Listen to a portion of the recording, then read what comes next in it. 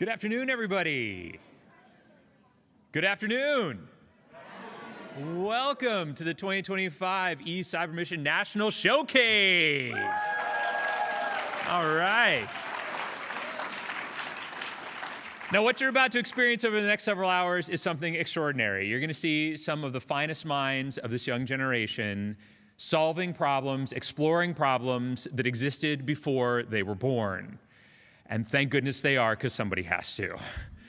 This is an amazing thing. These kids, these scientists and engineers are going to present to you what they have been working on for countless hours for the eCYBERMISSION competition. You know, this year we had 6,650 students participate in eCYBERMISSION. 244 team advisors led 2,174 teams from 192 schools, 2 of which were DoDEA schools, in 42 states and U.S. territories. 184 first and second place winning teams at the state level and 67 regional finalist teams have received awards. 1,678 volunteer virtual judges, 26 regional judges, 10 national judges, and 8 STEM in Action grant judges volunteered their time to review the mission folders, listen to the regional judging presentations, and review STEM in Action grant proposals. 20 mission mentors and 58 ambassadors volunteered their time to support and mentor this year's students and promote eCYBERMISSION. 59 students from 20 national finalist teams and 13 students from 5 STEM in Action grant teams are here today. Congratulations to you all.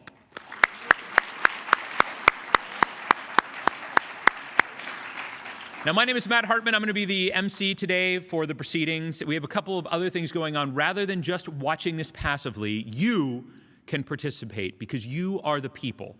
And we have a People's Choice Award that we will be giving out. Now, the People's Choice Award polls will open at 1:30 p.m. Eastern Time, about half an hour from right now, and close at 4:30 p.m. Eastern Time. You can get a link to vote. It could still be in the chat or the video description on YouTube where you're watching this.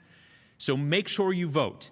And when you're posting about this, about the National Showcase, about anything that's associated with eCYBERMISSION, we ask you to use hashtag eCYBER25, all right? So I'm going to need all of your help out here with this, okay? So I'm going to say hashtag, and you're going to say eCYBER25. It's pretty straightforward, but let's practice it just in case. So it's hashtag eCYBER25.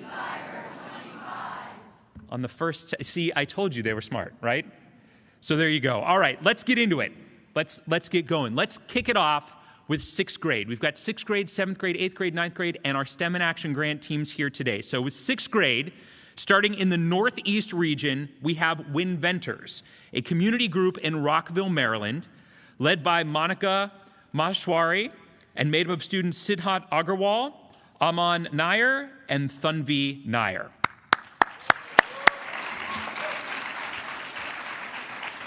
And here they come, up to the stage right now, moving like the wind in Windduction. Come on, let's go. Let's do it. Here's some microphones.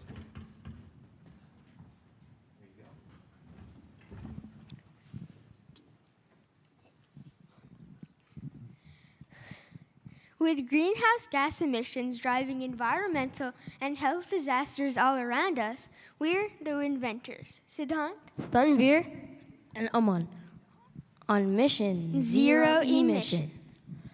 Fossil fuel power plants emit 25% of all greenhouse gases in the U.S. With 97 of these power plants in our D.C., Maryland, Virginia area, we see the dangers of these emissions all around our community.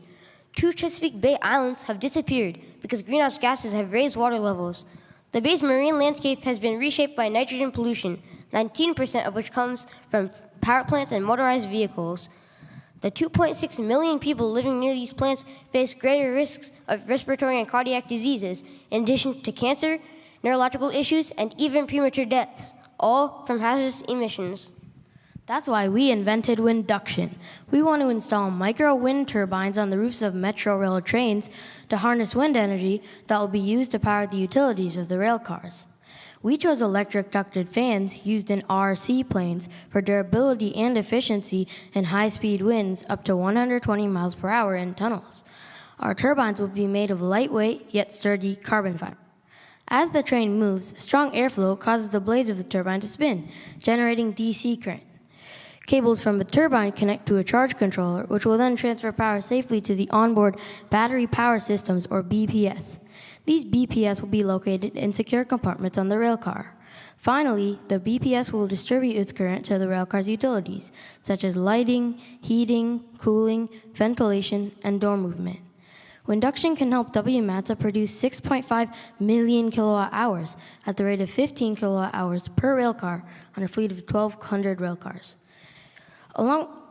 This is preventing power plants from emitting almost 8.9 million pounds of CO2 and 188 health hazardous materials as per EPA's GHG equivalencies calculator. Energy saved is money saved. WMATA would save $6.3 million at the rate of 9.6 cents per kilowatt hour over 10 years. Along with improving public health, reducing these emissions can help WMATA achieve its goal of using 100% renewable energies by 2033. After such research, we began experimenting. One challenge we faced was being unable to access life-size turbines and trains, so we scaled down our experiment to simulate wind speeds on our turbine models with a blower fan. Initially, we falsely assumed all our motors had the same resistances. Realizing the inaccuracy, we later measured individual motor resistances and recalculated efficiencies. To minimize error, we ran our experiment assembly line style. Aman placed turbines at various distances from a blower fan, while Tanvir read voltage readings with a multimeter, and I recorded the data. Before that, we also built our model turbines by screwing DC motors with fan blades onto wooden cubes, and screwing these onto wooden bases for support. We calculated turbine efficiencies as well, and found them directly proportional to blade-swept areas and exponentially proportional to wind speeds. We proved 3 of our 4 total hypotheses. 1. Turbines with larger blade-swept areas generate more energy, as shown by turbine C, which generated 0.435 watts. 2. Turbines generate more energy at higher wind speeds, observed across all models. And 3. Horizontal turbines are more efficient than vertical ones in smooth airflow. Turbine E had an efficiency of only 0.07% compared to 39% in turbine C. Additionally, we observed that turbine C's output decreased gradually with decreasing wind speeds, while turbine B's dropped sharply at 12.17 miles per hour due to a nonlinear generator response.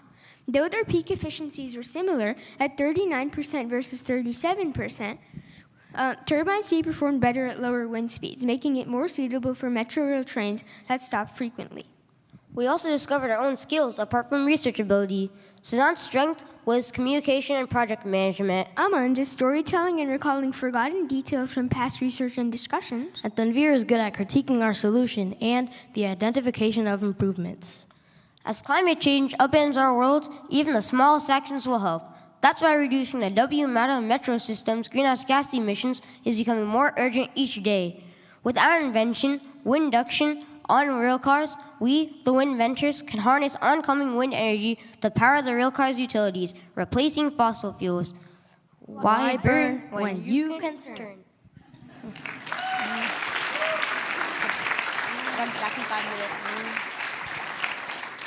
Excellent job. I would say they blew us all away, wouldn't you say? Yeah, that was a good one. All right. Let's move on to our next 6th grade group. They are from the Southeast region. We've got microplastic mavericks from Alston Ridge Middle School in Cary, North Carolina, led by team advisor Gopi Mane and made up of students Arjun Mane, Jason Min, and Para Verma.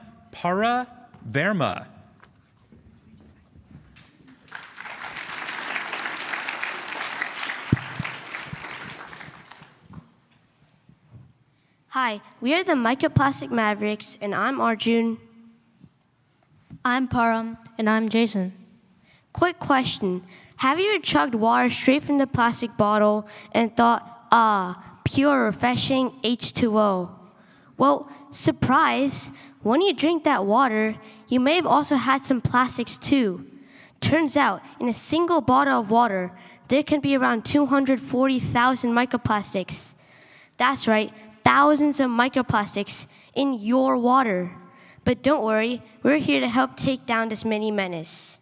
First, what are microplastics and where do they come from?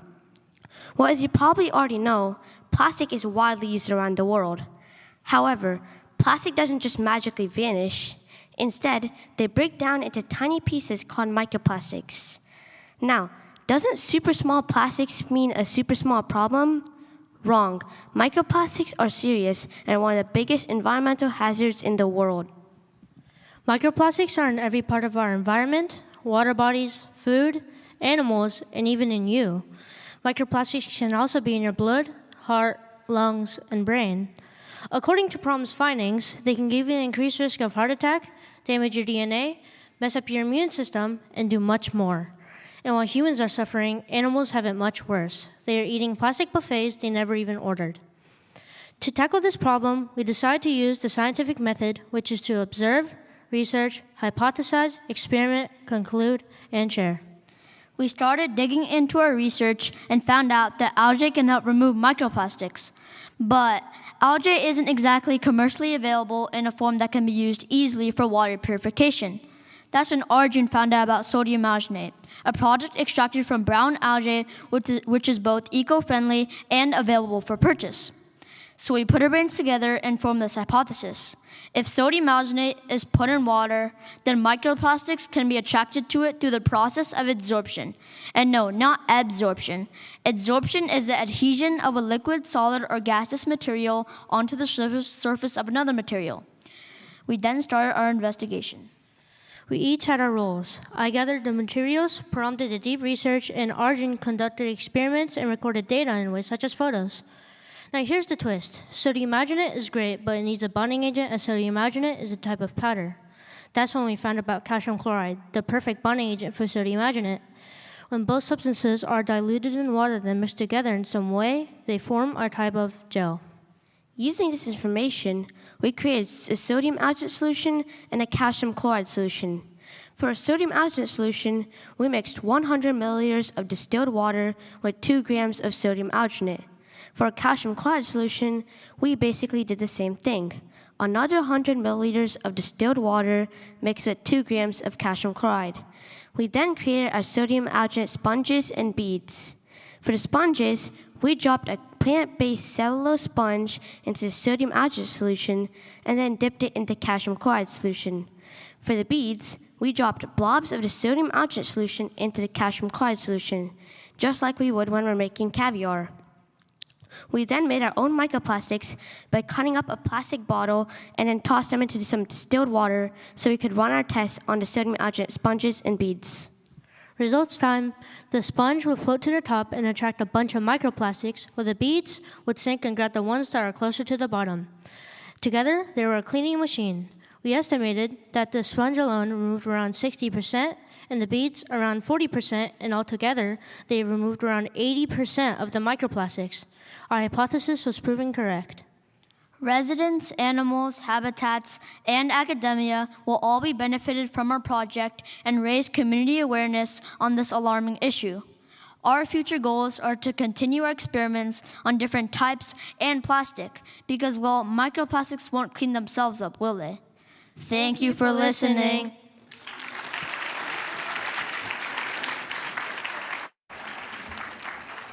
There you go. That is microplastics, but a macro problem, I would say. All right, let's move on to our next sixth grade team in the North Central region. We've got the Exploding Turtles from John Adams Middle School in Rochester, Minnesota, led by team advisor Deborah Lass, and made up of students Arihant Kanvar, Vikram Kudva, Vivek Kudva, and Vincent Slavinsky.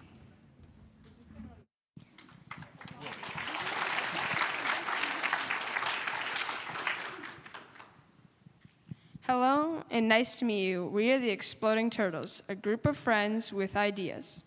We had a problem. Our houseplants were dying. They were either not getting watered or drowning with overwatering. We thought finding an automated watering solution would help with our gardening. In our after-school STEM program, we started researching about water conservation and methods of irrigation. We considered the materials we would use and what designs might work. Our first idea was irrigation for gardens, possibly set on a timer, but we had to start a little bit smaller due to our lack of electronic knowledge and complicated coding techniques. We decided to make a smaller automated watering system for a single plant that was regulated by soil moisture instead of being set on a timer. This idea from sciencebuddies.com prevents both overwatering and underwatering of plants. Although we started small with just one plant, this idea can be expanded. To start our project, we bought a kit containing an Arduino motherboard, a breadboard, and many conducting wires. We also acquired a water pump, tubing, and a soil moisture sensor. At school, we used Chromebooks, but the website we needed for coding was blocked. We had to use a PC, and Vincent had a PC at home. We downloaded the Arduino coding software and watched lots of different coding and circuit videos to get ideas on how to use programming templates for automated watering. It took us at least 2 weeks to set up the whole Arduino and to connect it to the PC. We calibrated the soil moisture sensor so we could find our numerical values for dry and wet soil settings. This took time as you have to give the sensor about 5 minutes to sit still in the soil while you wait for it to stabilize. We did this 5 times each in dry and wet soil. After we gathered the values, we averaged them and we had to discard an outlier. Now we know what a dry value is like compared to a wet value. We were able to use these values in our code. We set the checking interval to 1 minute so the Arduino wasn't taking soil readings too often, as that would wear out the sensor. Vincent and I focused on the pump. Throughout testing, we discovered that the pump connection was faulty and wouldn't turn off. We had to adjust and reconnect some wires and fix a badly connected alligator clip. We used a piece of tape that would help our pump not leak water. This solved one of the biggest problems in our project. We kept our sense of humor by naming this tape Jimmy. We ran tests, collected data, and used averages for determining our wet and dry variables. During the testing, we observed that the soil moisture sensor was working correctly and the plant was getting watered sufficiently. We used a variety of plants like cacti, jade, philodendrons because the water would get soaked up by the soil and stop our progress. We moved the sensor around the pot and found that the edge of the pot was not ideal for watering the plant. So we moved the pump tube to the center of the pot and put the sensor to the edge of the pot. Our data from each run was stored in Google Sheets. We validated that the correct LED was turning on and that the pump was turning on and off. We rotated jobs so that we all understood the process equally. The hardest part of the project was staying on task. It took a lot of time and focus to learn the code and configure it. Understanding the circuit and breadboard components required attention to detail when troubleshooting problems. This project can be expanded to other applications such as watering clay tennis courts, irrigating gardens, or maybe even city landscaping, or maybe even in the future, farming on Mars where water is extremely scarce. Fresh water is a precious natural resource and people don't pay attention and often waste it. This project was not only created for watering plants, but for saving fresh water too. Thank you for listening to our presentation.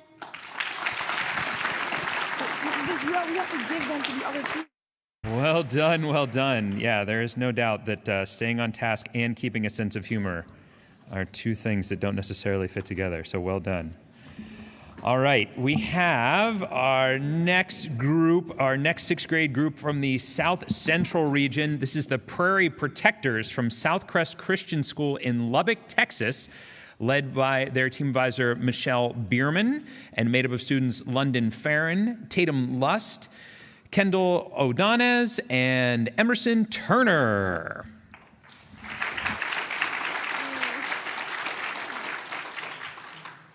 Hello, I'm Kendall, and these are my friends, Tatum, Emerson, and London. We live in the heartland of our country's short grass prairies, one of the most endangered ecosystems on Earth. With 70% lost in its total habitat, the prairie has suffered the largest reduction of any ecosystem on Earth. Habitat destruction, loss of rangeland, and fragmentation from agriculture have negatively impacted wildlife, soil health, and biodiversity of plants. Our nation's crops are critical, and our community relies on agriculture, but the conservation of the prairie within other systems is essential.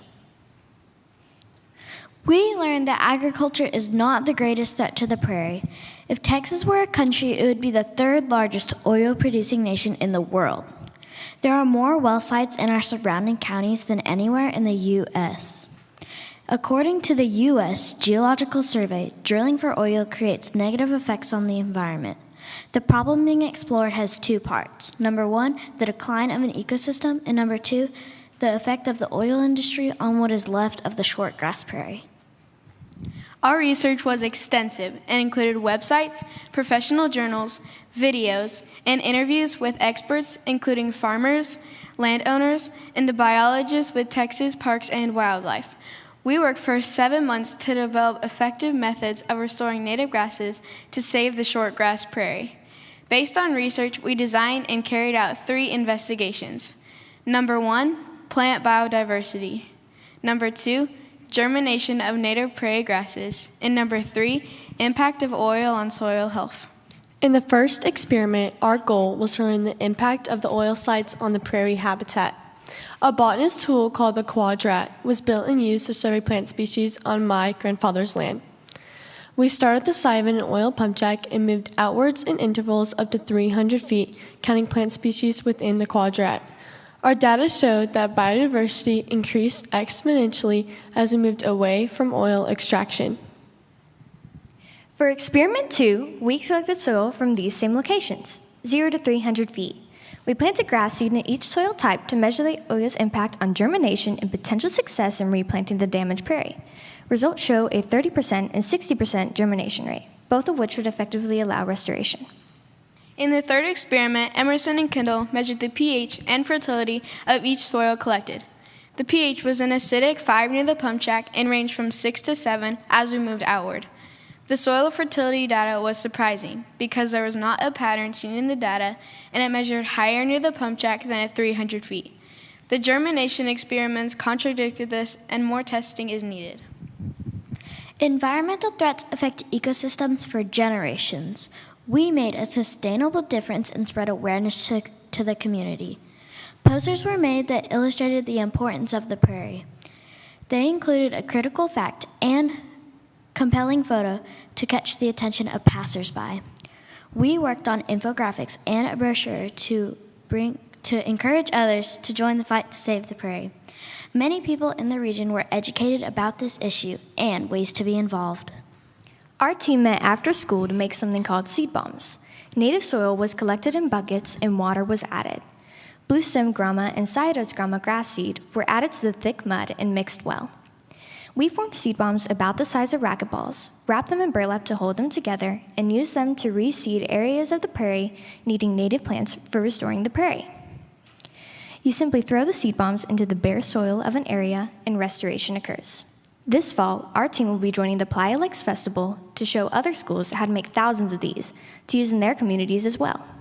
As middle school biologists, we did our part in conserving the prairie affected by the oil field. Our citizen science campaign was successful due to the diversity of our community partnerships and reseeding the land with native grasses. While we envision cleaner energy in the future, our project today provides a sustainable solution in a balance of agriculture, oil, and our endangered short grass prairie. Thank you.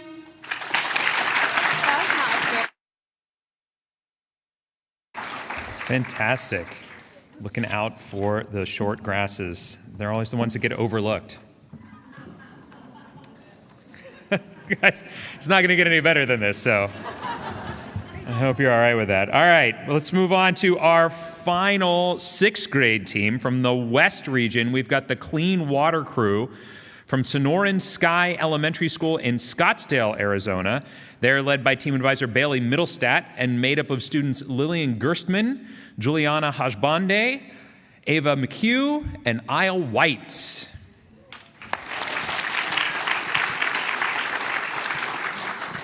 Hi, my name is Juliana. My name is Ava. My name is Lily. My name is Aya, and we are the Clean Water Crew. In the scorching hot home that we call Arizona, water is essential for our everyday lives and can be extremely dangerous if contaminated. Our project is exploring the issue of water contamination, with a specific focus on the safety and cleanliness of local drinking water.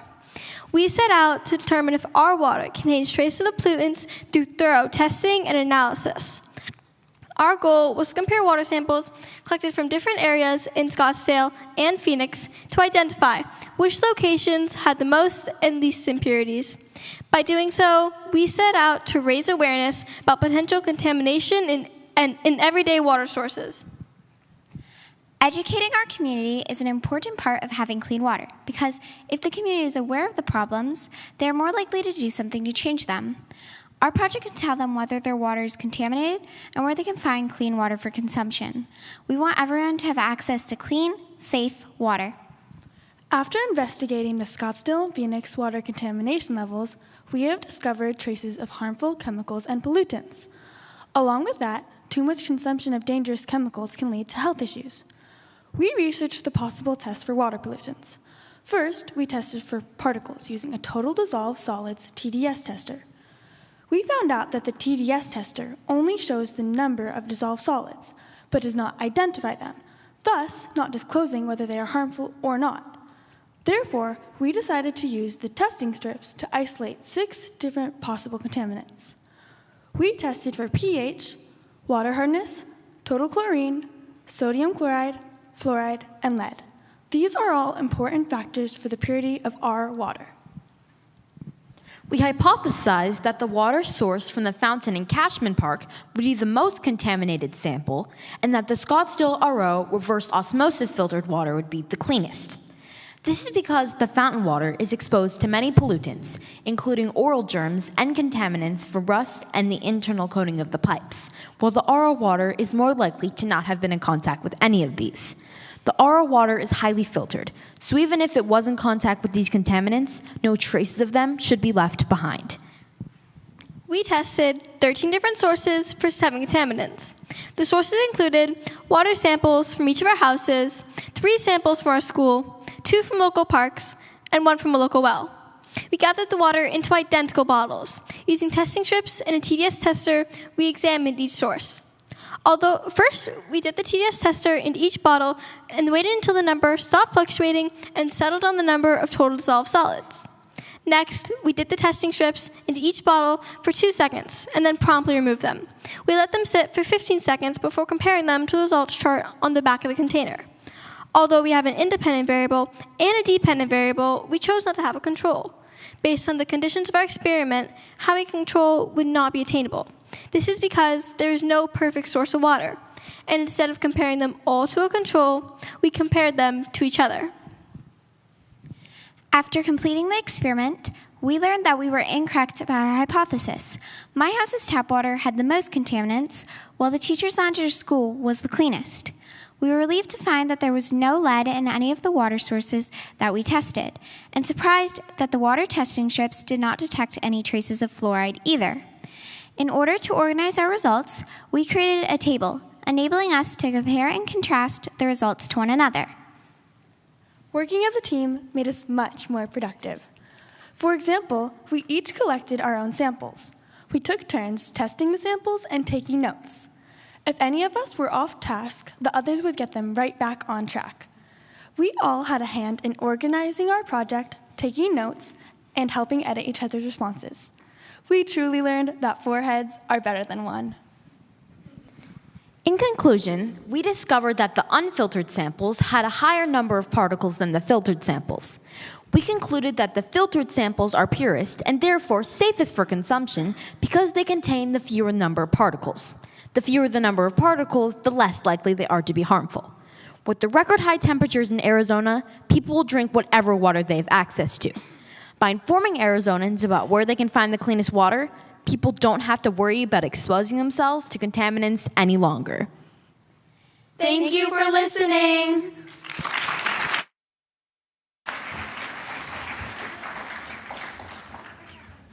Yeah, clean water is absolutely, I prefer clean water over dirty water every time. You know why? I think it's clear.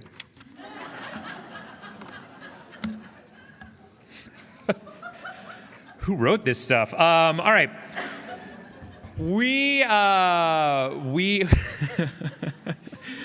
an opportunity now to remind you about the People's Choice Awards. Have you started your voting? You know the voting is open. It opened 2 minutes ago.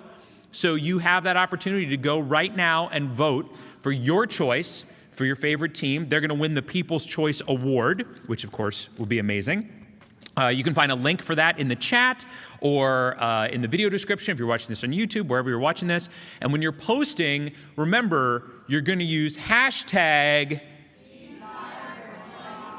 eCYBER25. That's right. That was kind of in unison. I liked it. It worked out. What we're going to do now, though, is we're going to have a little opportunity for question and answer. We've got about 3 minutes to get some questions that you might have for any of the groups that recently presented up here. So if you have a question, if you're sitting out here and you've got a question for one of these groups, raise your hand. We'll bring a microphone over to you. You'll ask your question, and then that group will get a chance to answer it. So who has a question for one of our groups? I see a hand right over here. Microphone coming your way. Let us know which team it's for, and then ask us your question. My question was for wind venters, I think it was. What makes your product different from wind turbines all around the country? So, traditional wind turbines, so we're putting them to a different use than all around the country how wind turbines are used. And we're also using a different type of turbine called an electric ducted fan. So wind turbines around the world are usually used for electricity generation in planes and like still locations, but we're putting them on trains so that we can generate more energy with them and like generate more energy to reduce the reliance on fossil fuel power plants in our community. And would you like to explain about it? And also, our turbines are only 5 inches so that they can fit between the space of the top of the rail car and the tunnel. There you go. Very nice. Very nice. Any other questions for any of our teams that recently presented? No? I don't want to leave any questions unanswered. This is your big chance. All right. Oh, wait, I see one. I see one. Oh, there we go. We have another question right over here. So this is for the microplastic Mavericks. If you only used 0.05 microplastics for your trials and only went to 2 decimal places, how are you sure your results were very accurate if you couldn't go any further than 0.01 from the microplastics that you inserted? This is called peer review.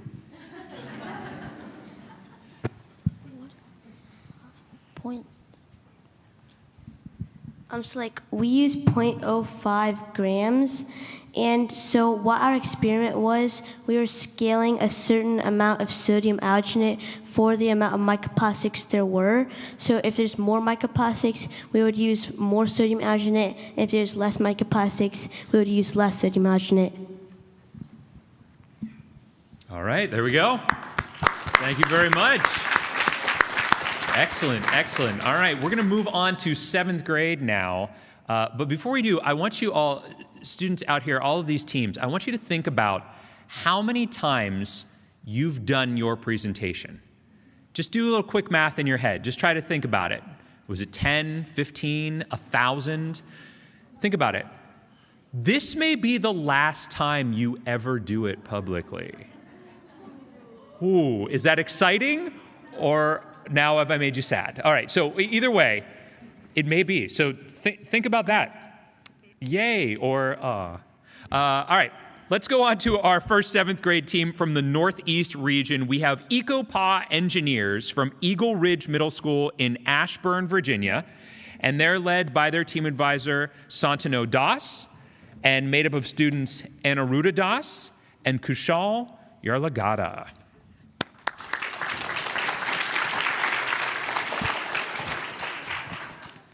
Good afternoon, everyone. My name's Anaruda Das. And my name's Kushal, and we're the Ecopa Engineers. Hey, Anaruda, have you ever walked through a park and accidentally stepped in dog waste? I have, and it got me thinking, why is it still such a big issue? Exactly. Dog waste isn't just unpleasant. It poses serious health and environmental concerns. That's what inspired us to create the solution. the Smart Dog Waste Monitoring and Reporting System. Our system combines sensors, cameras, and a mobile app to detect and report dog waste. Dog waste contains harmful pathogens such as E. coli, Giardia, and roundworms, which not only affects humans, but also dogs. Along with this, we also talked to our community and also talked to Dr. Keith Taylor to gain valuable insights about dog waste. In doing this, we made our hypothesis, which states that if we combine hardware and AI, then the amount of uncollected dog waste will heavily decrease. So what even is our solution? So our solution includes aspects such as computer vision, radar monitoring, and a mobile app. So to actually highlight our solutions, first is the ESP32 cam, which is trained by the teachable machine model to understand if a dog is pooping or not.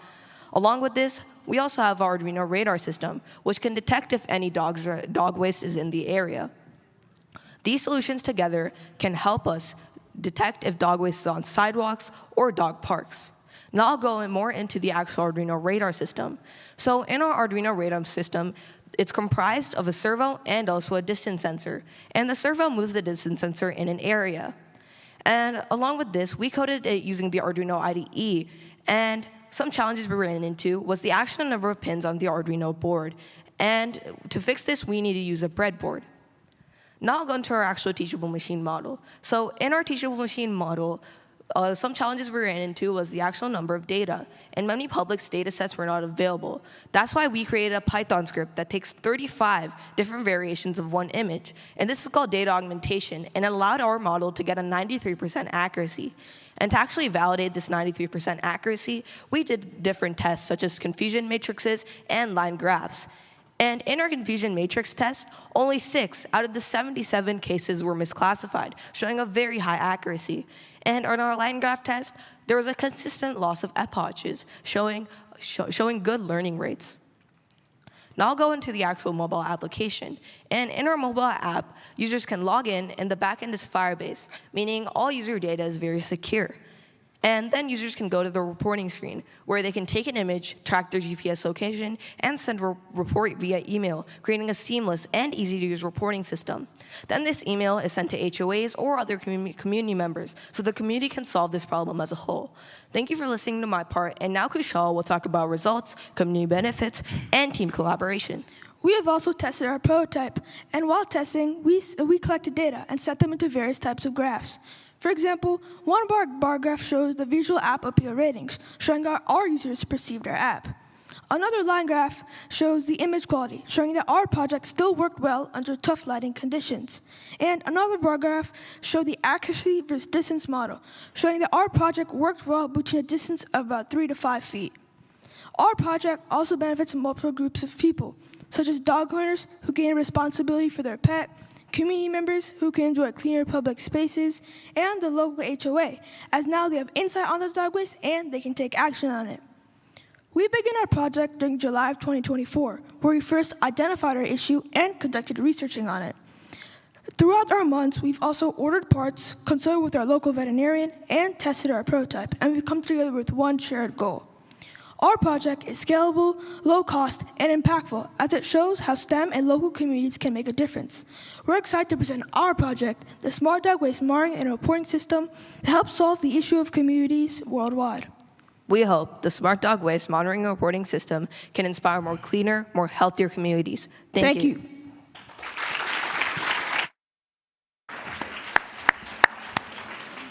Excellent. I'm going to see if they can bring that over to my yard. That would be amazing. Some neighbors that we can talk to. All right, we're going to move on to the next 7th grade group. This is going to be from the Southeast region. We've got Biteright from Providence Day School in Charlotte, North Carolina. They're led by their team advisor, James Chamberlain. And we've got Rajan Kiani and Neil Tripathi.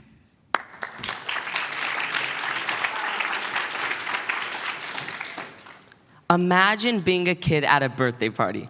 Everyone's eating pizza, cake, and snacks, except you, because of a dietary restriction or food allergy. This is the reality for many children. According to the FDA, 1 in 13 kids have a food allergy. That's not even considering the people with a dietary restriction. Additionally, approximately 29% of parents with kids like them spend over 15 hours a week on just meal planning. This is also a very personal problem for us. We've been trying to grow tall, but it's hard because we're vegetarian and we can't eat meat, the #1 source of protein. We know there are substitutes such as soy, but the recipes that incorporate these substitutes don't meet our taste requirements. For example, I like spicy food, but Rajan likes Italian food. We tried looking online for solutions and we found multiple apps, like ones that help you lose weight, track your diet, and find restaurants based on your food allergies. But none of them met our needs. This led to Biteright, which combines your taste preferences, dietary restrictions, food allergies, and real-time AI for kids like us. This is not the first AI-driven app that we have built, so we recognized that it would take multiple steps. We first did secondary research, where we looked at trusted sources such as USDA and CDC. We then moved on to primary research, where we talked to people in our school community who had dietary restrictions and food allergies. From our research, we learned that this was a big problem, and that meal planning was actually a major part of this issue. We also got some very key feature ideas that Rajan decided to implement in the design. We collaborated with nutritionists, local physicians, and a few potential users to help us throughout our design and testing phase. For example, one nutritionist recommended that we put sesame seeds on our common exclusions page. After design was nailed down, I started coding the app in HTML, CSS, and JavaScript. We then integrated the front end of the app with the GPT 3.5 Turbo AI model using OpenAI's API key. Finally, we deployed our app on a web server using a tool called Vercel to make our app a shareable link. Now that we've built the app, let's see it. Once you click on the link, you're taken to that first screen where you can select a preset diet, such as an allergy. You can then further customize your exclusions by selecting from a list of 72 of them. You can enter your details, such as age, weight, gender, and height, as well as your spice tolerance, taste preferences such as spice tolerance. And boom, here's your weekly and daily meal plan. If you don't like a meal, you can easily regenerate it. Once you click on a meal you're planning to eat, you can see the exact recipe as well as the nutritional information. Let's say you don't have one of the ingredients. You can ask the Q&A section and it will generate a substitute. Once you've executed all of this, you're left with a delicious product, just like that tofu stir fry. Yum! Now that we had built the app, we wanted to confirm 3 things. First, we wanted to make sure the meals were balanced, so we generated 120 meals, comparing Bitiright's average of all the nutrition facts per serving to USDA guidelines.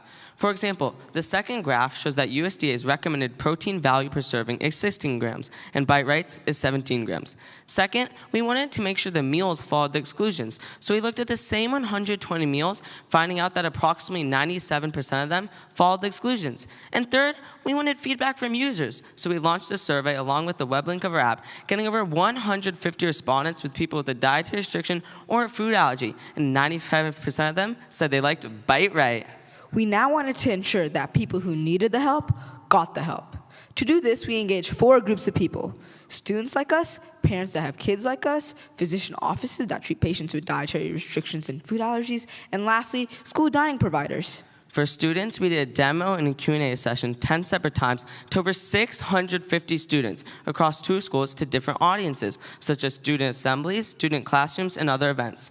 Our school also did an extensive social media campaign in our community across various social media platforms. After this, we saw a spike in the amount of usage of our app.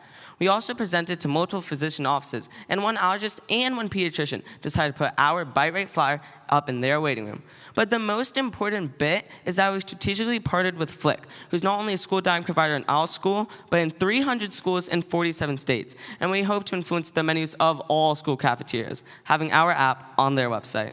What started as a personal struggle is now a growing solution. And remember, bite right, eat right, no worry in sight.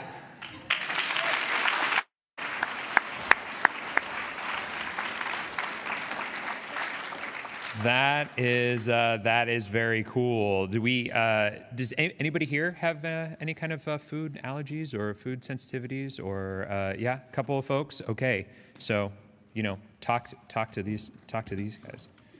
All right, let's move on here to our next 7th grade team. And our next 7th grade team is from the North Central region. Allergen Avengers from Scullin Middle School in Naperville, Illinois, led by their team advisor Aaron Miller, and made up of students Sophia Hackford and Trisha Hammerwasia.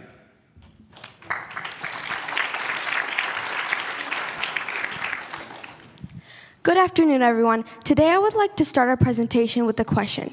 Who here has allergies or knows somebody who has allergies? As you can see, allergies affect many people. Hi, my name is Sophia Hackford, and I've been dealing with allergies since I was a 1-year-old.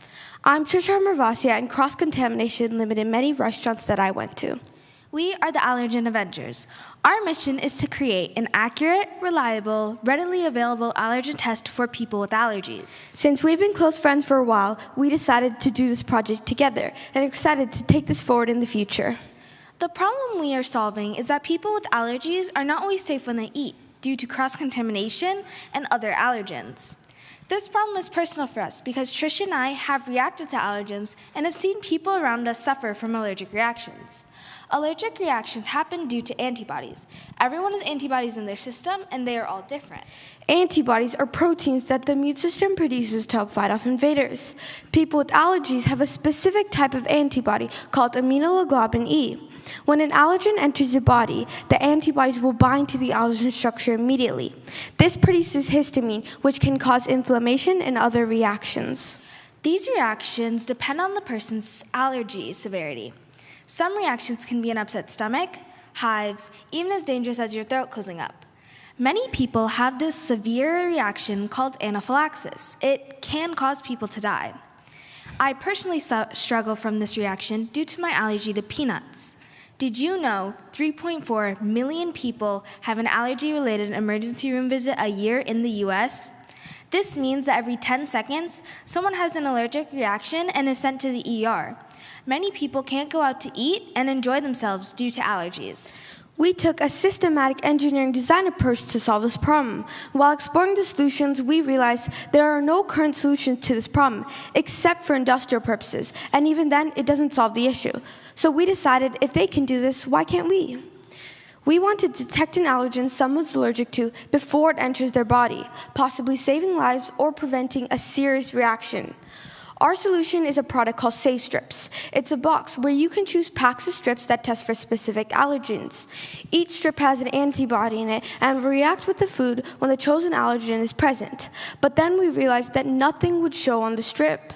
After more research, we figured out that we had to attach a secondary antibody to the primary antibody. That secondary antibody would be conjugated to an enzyme like horseradish peroxide, which is available in labs. When tested, the secondary antibody would release a color product. This is clearly visible on the strip. But then we realized that our solution had a couple of problems. The first problem is when the test is used, the antibody can get on the food, and then the antibody cannot be consumed. The second problem is when the test is used on a food like soup, the tip will get covered and you won't be able to see the color change. The third problem is when the test is brushed against a solid food, it is hard to know whether the allergens were absorbed or not. After some brainstorming, we figured out that we could provide mini disposable swabs with each strip. To test, you would dip or rub the swab on the food and then the strip for 5 seconds each. There only needs to be a small sample of the allergen present for the antibody to react, since it's very sensitive. This greatly lowers the risk of a false negative, which can be deadly. Our solution, Safe Strips, currently tests for 3 allergens, which are the most common ones, so it will impact the majority of the population. It can benefit all ages because any age can develop an allergy, and it can be used by people with dietary restrictions too. Safe Strips is not completely foolproof, and while this product tests for allergens, it does not guarantee 100% accuracy. We recommend, in any emergency, to dial 911 and always have an EpiPen on hand when testing for a fatal allergy. Safe Strips will allow people to go to restaurants without having to limit what they can order due to cross-contamination. It can also help people save money since it will limit the chances of using an EpiPen, which is very expensive. NIH.gov states, 30% of the world has allergies, so our problem impacts many people and our solution will be groundbreaking. Safe Strips will have a global community impact. With our project, people will be able to live and eat however they want. Thank you.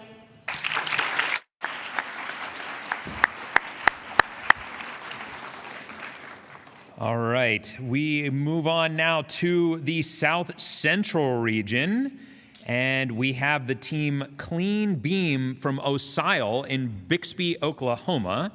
They are led by their team advisor, Jason Arendt, and made up of students Derek Craig Jr., Landon Johnson, and Gabriel Potter.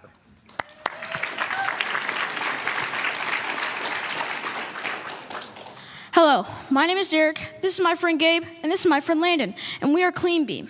Clean Beam is a sanitizing solution that is chemical-free to remove things like algae and pathogens from our livestock's water. Landon? Let's imagine all of us are in a room. We're all thirsty, and there's only one pitcher of water to drink from. No cups, no sanitizer, just shared germs, mouths, and bacteria. Chances are one of us is going to get sick. But this is what it's like every single day to be livestock, because dozens and sometimes even hundreds of livestock will drink from the same water tank in a day, and they're just not sharing water, they're sharing pathogens. But so why would you care? You should care if you drink milk, you should care if you eat meat, you should care if you care about the 3 million farmers and ranchers that keep our food system going. Case in point, I know of these 2 farm kids who end up in the ICU all because they were playing in and around this water tank which contained E. coli. Now this could have all been prevented with the Clean Beam, because you see, Clean Beam isn't just about creating a clean water source for animals, it's about preventing disease before it spreads. It's about protecting public health at the source. And this leads us into our research and testing. First and foremost, we needed a way to sanitize the water. After doing some research, we found that UVC light can kill bacteria and E. coli, but we need to see more for ourselves. So we got 2 samples from a stagnant pond that a bunch of animals drink out of. The first sample was our control, which we did not put in any light. The other sample we tested 3 different times. The first test was the coliform bacteria test. This test checks for 50 kinds of bacteria, including E. coli. At first, the results were positive because, at first the results were positive because they're bacteria and E. coli. But after zapping for 8 hours, there was no bacteria or E. coli. This was great news. Next, we did the bacteria test. At first, the water was green under the microscope, but after 1 hour of UVC exposure, the green water was clearing up very, very fast. By the end of the 8th hour, there was no more green water. Then we did the TDS test, which stands for total dissolved solids, which are things like salts, minerals, and metals. The water was technically drinkable by the standard, but the UVC had no effect on this. In conclusion, we learned that UVC can be a powerful chemical-free way to make water cleaner and safer for animals who depend on shared water sources. Now on to the building. So, the building has 4 key main parts: the UVC light, the propeller, the motion sensor, and the solar panel. The most important out of all of those is the UVC light. The UVC light gets all the pathogens out of the water that we do not want. Things that fall under the pathogen umbrella are things like bacteria, viruses, and so much more. Now, the propeller. The propeller creates enough disturbance in our cattle's water, or our livestock's water, to prevent algae growing, or even moss, and so much more, even mosquitoes from growing and eating. Now, the motion sensor. UVC light can be very dangerous to our eyes and our skin, making it really dangerous. So, we added the motion sensor. When motion is detected, it will turn off the UVC light so that we do not run into these problems later in life with sickness and cancer. Now, the solar panel. The solar panel was the most key part to make sure that the Clean Beam is up and running, because unless you want to get the world record plug-in from your house all the way to the pasture, the solar panel will work amazingly all the time. So, we are Clean Beam, because when they're healthy, we are healthy. Thank you. All right. That sounds pretty good. Keeping them healthy, keeping us healthy as well. All right, we'll go on to our final 7th grade team from the West region. We've got Brainiac Buddy from Making STEM Grow in Stansbury Park, Utah. They are led by their team advisor, Laura Gibbons, and made up of students Brinley Belknap, Lucy Caldwell, Anson Gibbons, and Grayson Judd.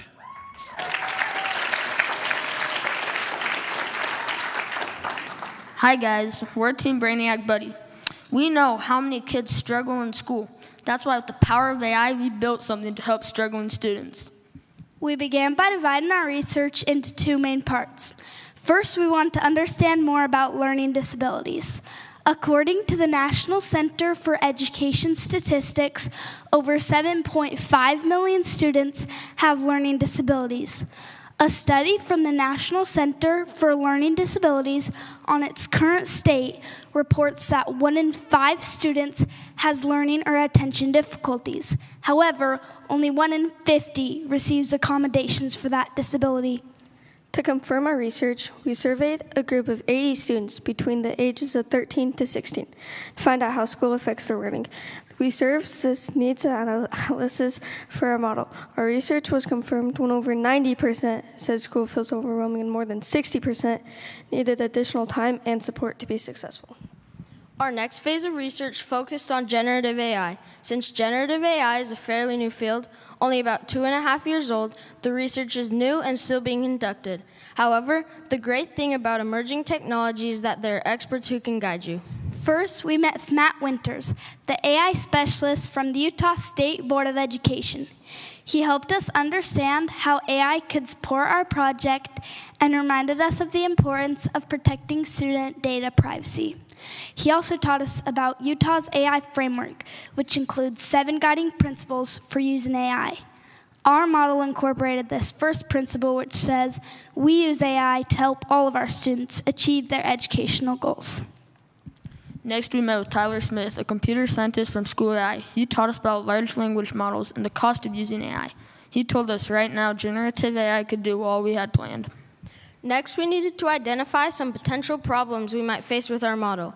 We found out that one of the biggest problems with AI in schools is cheating. So, we again went back to our experts for help. Talon Hatch from Skillstruck AI told us about the Socratic method, where the AI answers a question with a question to guide the student, rather than give them an answer. After conducting research, surveying potential users, and working with experts, we were ready to start designing our prototype. When we started creating Brainiac Buddy, we focused on 3 main goals. First, we wanted to support struggling students with reading, writing, math, and language, so there needed to be an opportunity to provide support in each one of these parts. Second, we wanted to create an app where struggling students could choose the kind of help they need and the level of support that works best for them. And finally, we wanted to add a teacher dashboard to keep them involved and provide real-time support. One of the big things we hear with AI is keep a human in the loop. A key feature we wanted our app to incorporate was the use of the camera within the device. This feature would require some advanced coding to connect the front-end interface actions to the logic of the application. One of our first major hurdles after developing our model was finding a platform to represent it and open source icons to use. Once we had an early model developed, we did more user testing. We sampled the students from our original needs testing and found out that most of our design worked, but we had to make small changes to make it more clear. Our conclusion was confirmed. Our users could easily move through our model and it is ready to go through additional design, changes, and coding to prepare for a working application. As you can see, Brainiac Buddy allows students to access language tool first and then choose the help it provides. As a final act to spread our idea and increase awareness within our community, I was invited by the Utah State Board of Education AI specialist to represent our team on the Student AI panel on innovative AI use. What was most exciting was that after the discussion, the state special education specialist, Samantha Sego, wanted to collaborate more on our idea. Brainiac Buddy is our innovative solution, built with empathy by students for students to quickly and efficiently receive the help they need through the use of generative AI. And make a big change, so students that struggle have a fair shot at school. Thank you.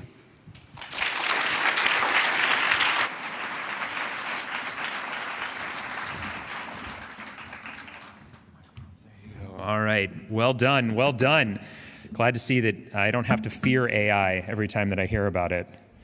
Just keep picturing like robots taking over the schools. But they're not going to let that happen, and I love it. All right, so one more round of applause for all of our 7th grade teams and all of our 6th grade teams. Well done to all of them. So this is another reminder to all of you out there that you should be voting. That's right, you should be doing your People's Choice Award voting. If you haven't done that yet, remember that that's going to close at 4:30 p.m. Eastern Time. So make sure that you get the voting done. You don't want it to be 4:31 and you're living with regret. All right, so make sure you get those votes in now.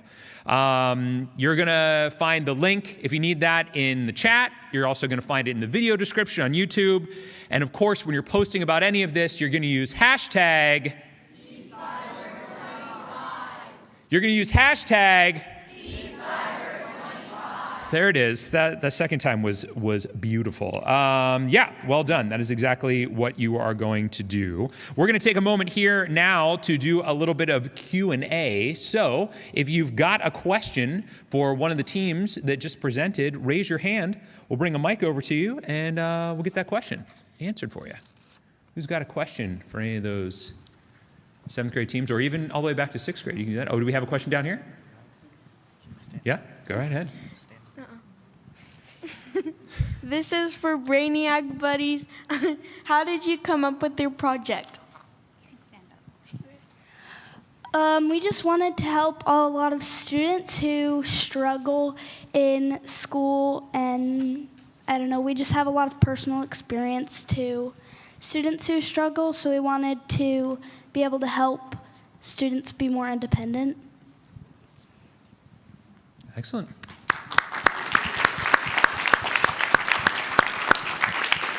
Any other questions? This is for safety strips. What 3 main tests did you do allergies for? Currently, we're testing for peanuts, fish, and eggs because those are the 3 most common tests over the whole entire world. So it will impact a lot of people. All right. Here you go. Very good. All right. I think it's time to move on to our 8th grade teams. So let's start off once again with the Northeast region. We've got the community group Biosorb from Clifton, Virginia, and they're led by their team advisor, Nunik Nashinian, and made up of students Priya Deshpande, Radhika Deshpande, and Ani Nashinian.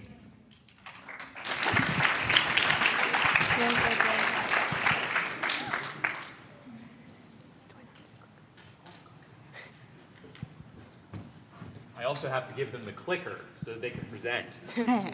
Ta-da! Everyone, I want you to close your eyes and imagine a beach. I'm guessing you're imagining a clear coastline and rolling waves. But instead, the coastline suffocates under black sludge. Sea turtles gasp, coated in crude. Coral reefs, once kaleidoscopic with life, are now reduced to bleached skeletons. But this isn't an imagination. This is now. Oil spills are real, they're relentless, and they happen every day. According to the NOAA, over 700 million gallons of oil enter our oceans yearly. The 2010 Deepwater Horizon spill dumped over 134 million gallons of oil into the Gulf of Mexico, causing $17 billion in damages and devastating marine life. As oil swallows the life beneath it, one truth surfaces and echoes across every poisoned wave. We need a new solution. Our current cleanup methods often just create new problems. Dispersions like Corexit may, sure, break down the oil, but they also release even more harmful toxins. Polypropylene pads take over 400 years to degrade in the oceans. Inside tube burning, clears water, and chokes the air with carcinogens. Skimmers leave behind 70% of the oil and cost up to $200,000. For that price, we may as well buy new oceans. Or we could build something better. Hi, I'm Ani Nashanian. I'm Priya Deshpande. And I'm Radhika Deshpande. We are Biosorb. This project was built on teamwork. Every decision, test, and breakthrough was shaped by our shared passion and collaboration. Our biodegradable plant-based solution offers a powerful, low-cost alternative to synthetic methods by combining natural innovation with proven lab and real-world feedback. We followed a scientific method, hypothesizing that natural biosorbents could outperform the synthetics. For our testing, Biosorb emerged as a proven solution that directly aligns with SDGs 6, 12, 13, and 14. We explored a diverse range of high-performing biosorbents: loofah, coconut, palm, and sisal, reinforced with cellulose and chosen for their wide availability, natural resilience, and oil affinity. We enhanced their functionality with sustainable additives: coconut, rice, psyllium husk, and hibiscus flower powders, chosen for their exceptional hydrophobicity and oil retention properties. To simulate real-world conditions, we engineered controlled oil-water systems and submerged each Biosorb prototype for 30 minutes. This rigorous and repeatable method ensured for reliable performance testing across all variants. We went beyond surface-level observations and quantified our effectiveness using 4 water quality metrics: oil absorption, turbidity reduction, pH stabilization, and dissolved oxygen retention, all essential for marine life. We ran 3 full trials, generating over 2,000 data points. We also derived and applied a custom oil absorbency efficiency formula, comparing pre- and post-treatment conditions to accurately determine which sponge most effectively restored ecological balance in oil-polluted waters. We meticulously documented all results into data tables and brought them to life through comparative bar charts, allowing us to visualize performance trends and analyze variable impact with statistical clarity. This data-driven approach enabled us to isolate the best-performing biosorbent combinations. After our analysis, we proved our hypothesis right and found that the biodegradable sponges outperformed the synthetic control. Our top performer was our coconut cellulose sponge, which absorbed up to 84% of surface oil, reduced turbidity by 73%, stabilized pH around 8.1, and preserved 68% of dissolved oxygen levels. But we didn't just rely on visual trends. We ran a 2-way ANOVA test to guarantee statistical significance across all 4 key metrics. The results were clear. Both biosorbent and the additive combination showed significant effects. But these clear results mean nothing if it can't work in the real world.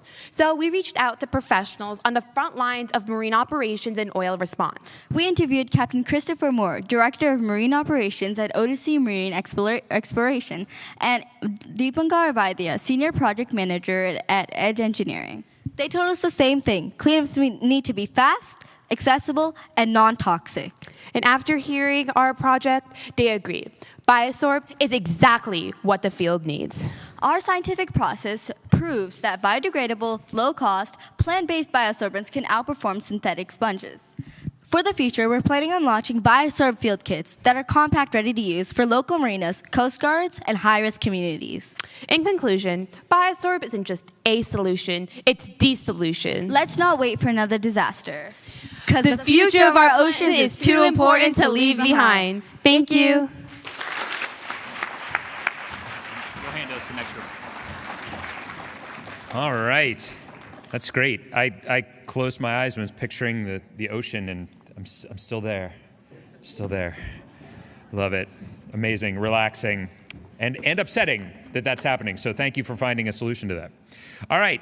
Let's move on to the Southeast region and our team Safe SIP system from Coral Springs Middle School in Coral Springs, Florida, led by their team advisor, Marielle Duverge-Hilmers, and made up of students Isabel Hilmers and Ariana Horiash.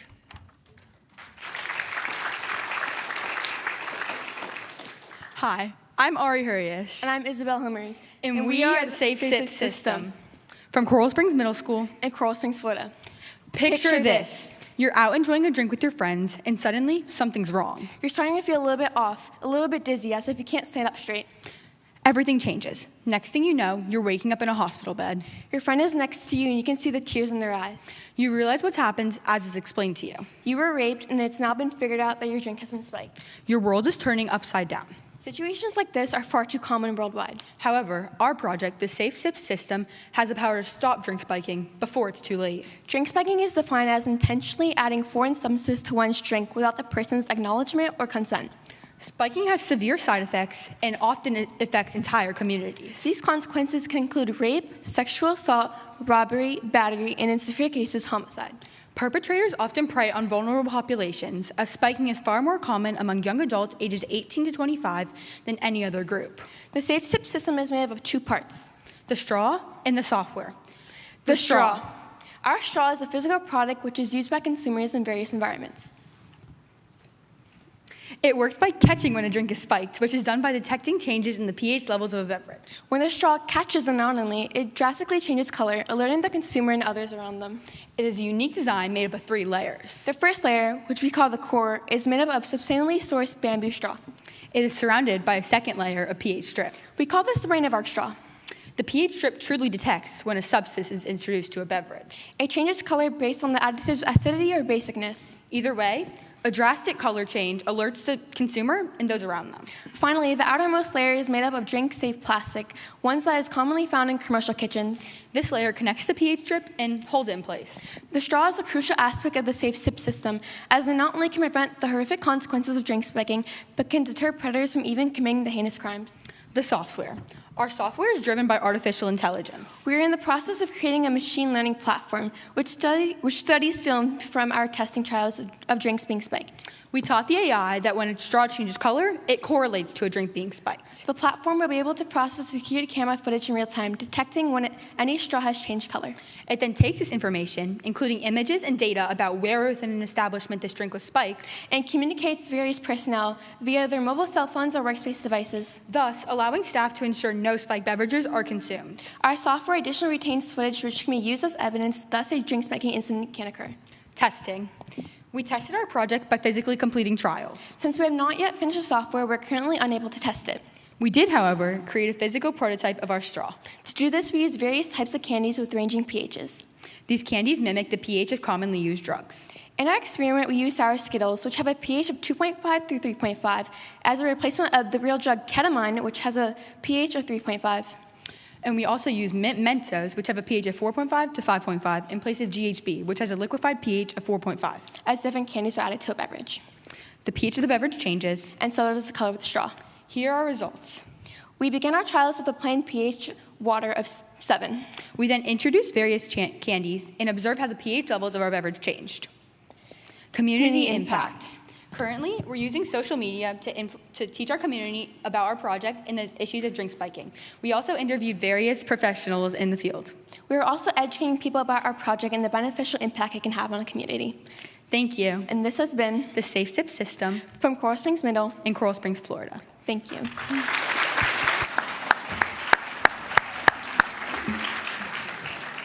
Well done, well done. All right, let's go on to our North Central region and the Hydro Heroes from Bay Sea Scouts, Inc. in Bay Village, Ohio. They're led by their team advisor, Richard Gash, and they're made up of students Olivia Kim, Elizabeth Moody, Annie Way, and April Yao.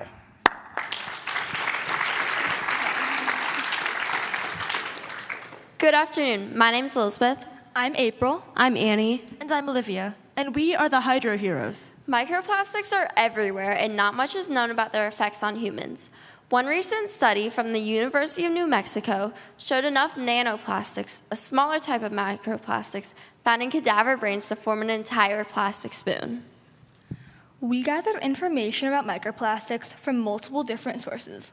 We attended the Clean Water Festival in Cleveland, visited a wastewater treatment facility in Cuyahoga Heights, and toured a drinking water facility in Euclid. Because the EPA has not set regulation standards on the removal of microplastics, water treatment facilities do not test nor specifically target the removal of microplastics. A study we read showed that toxic metals and chemicals in the environment adhere to the microplastics. A majority of drinking water facilities use aluminum sulfate as a flocculant to remove solids from the water. The accumulation of aluminum in the brain has been associated with Parkinson's and Alzheimer's. Despite filtration at water treatment facilities, microplastics still find their way into our drinking water. Our goal was to find a natural, plant-based solution to remove that could successfully remove microplastics, and by extension nanoplastics, from drinking water. To start, we brainstormed plants that would have lots of mucilage, which is a sticky, gooey, water-soluble polysaccharide. The first phase of our experiment was to test the different types of mucilage and select the most effective one. In a 500 cubic centimeter beaker, we add the measured amount of black microplastics into the water. Then we add 5 cubic centimeters of mucilage. After stirring gently every 5 minutes for half an hour, we made observations. The mucilage from the chia seed was clearly the best flocculant. Phase 2 of our project was to test for conditions that would affect our results.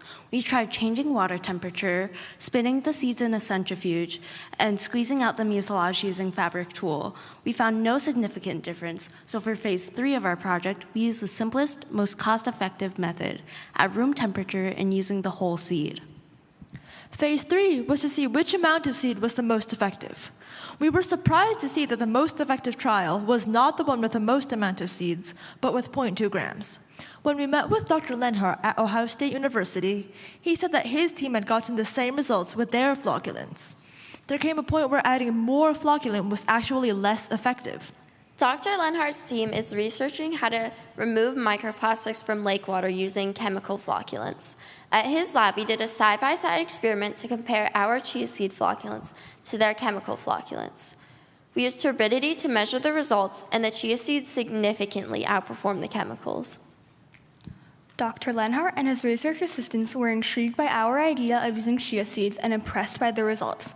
He asked to keep some of our seeds, and they are now working on seeing what effect they have with nanoplastics. We brought our results back to the Euclid Water Treatment Facility. Because their water tanks are underground, they suggested the idea of using the grass fields above the tanks to grow more seeds. They liked the idea that our seeds could be used, then replanted to harvest more seeds. We left flyers with information about microplastics and our project idea at our mayor's office and public libraries.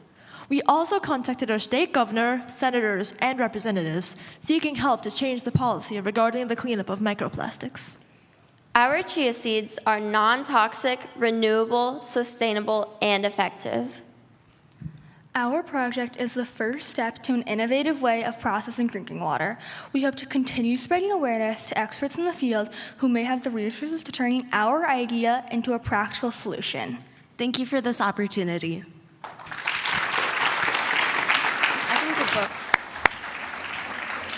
Well done, well done. I am excited to see the chia seeds are back. I have missed them since they had chia pets. The adults find that funny. The kids are like, what's a chia pet? Kids, back when I was young, never mind. Look it up. Look it up online. I'm sure you'll find it. Let's go on to the South Central region now for the H2O Heroes from Osile in Bixby, Oklahoma. They are led by their team advisor, Jason Arendt, and made up of students Andrew Fuller, Carson Kemper, and Callie Kemper.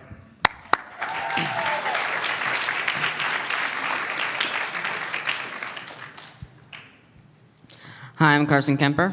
Hi, my name's Andrew. And I'm Callie. We're the H2O Heroes. By show of hands, how many of you guys have heard of nitrates before? Okay, quite a few people. In our presentation today, we're going to tell you a little bit about them, their effects, and our research on them. Carson? Did you know Oklahoma has the third worst water quality in the United States? This is largely because of nitrate pollution. Nitrate levels in the Arkansas River are around 9 parts per million. This is very close to the EPA safety limit of 10 parts per million. Nitrates are a chemical that can be harmful to people. They can cause algae blooms, blue baby syndrome, and even certain cancers. Nitrates come from sewage, crop fertilizers, and animal manure. There's a river called the Arkansas River, which is polluted with nitrates. It runs right through our hometown of Tulsa, Oklahoma. In the county in the top right corner, the two red counties are the counties with the highest violations, over 250 just by themselves. And these counties have the highest populations, having Oklahoma City and both Tulsa. The two plants that we chose for our project after thorough research were duckweed and hornwort. We chose these plants because they're both aquatic plants, they're water purifiers, so in this case they would be purifying the nitrates out of the water, and they're fast growing. The two differences that we utilize is the fact that duckweed is a floating plant and hornwort is a submerged plant. Our hypothesis states that if we grow duckweed and hornwort together in the same body of water that contains nitrates, Then the water's nitrate levels will be reduced more than if each plant was used alone. This is basically saying that gram per gram, the mixture of both duckweed and hornwort would do better than either plant by itself. The process of our experiment started out with 4 tubs which were filled with equal parts water, 9 quarts. Then we added a chemical called ammonium nitrate. We added 5 milliliters to each tub. We used nitrate test strips and dipped them in each tub to ensure that they were all at a 40 parts per million starting point. And then we put our duckweed in the first tub, hornwort in the second, and mixture in the third. We also kept the 4th one as a control to measure the natural dispersion. Every day, we would test the nitrate levels in the tubs using the nitrate test strips. We noted any changes in the plants or color of the water, and we continued our testing for 24 days. Callie? Now, we figured out through our experiment that each tub, starting with a concentration of 40 parts per million of nitrates, that the tub with the duckweed ended having only 8 parts per million of nitrates. Now, this resulted in an 80% decrease in nitrate levels. Now, the tub with the hornwort ended having only 9 parts per million. This was able to result in a 77.5% decrease in nitrate levels. Now, when we put both plants together in the same tub, we figured out that they were able to remove the most, ending having only 2 parts per million of nitrates. This was a 95% decrease in nitrate levels. Now, as you can see, that by the graph, that both plants best removed nitrates together. Now, they both worked better as a team to absorb nitrates. Now, I know that a lot of you have probably worked on team projects, and you know it's easier when both of you are doing the work instead of having to do it all by yourself. Now, nitrate reduction slowed as nitrate levels dropped. As we can see from this graph, that as nitrate levels dropped, nitrate reduction slowed. Now, this could be due to various things, such as the plants are better at absorbing nitrates when nitrate levels are high, or plant growth limitations. We're the H2O heroes, and we know that there's a natural solution to a natural problem. Thank you.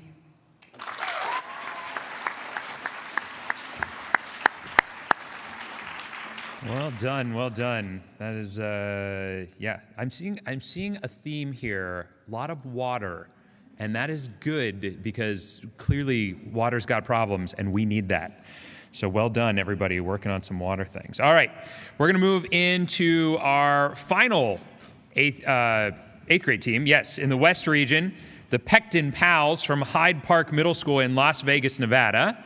They are led by their team advisor, Aaron Jameson, and represented here by Brian Chang. And they're made up of students Daniel Chang and Xuanzi Wang.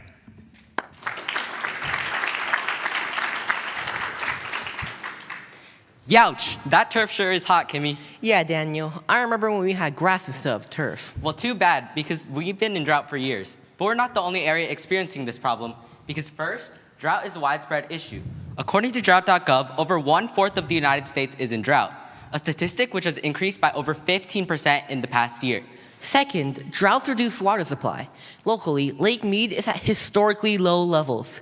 This impacts industrial operations and can cause households to experience surging water prices. Third, drought devastates millions of crops and farmers. According to drought.gov, over 134.3 million acres of crops experience drought each year, which leads to over $16 billion in damages, according to the American Farm Bureau Federation. Overall, we learned that our inability to act is costing our country.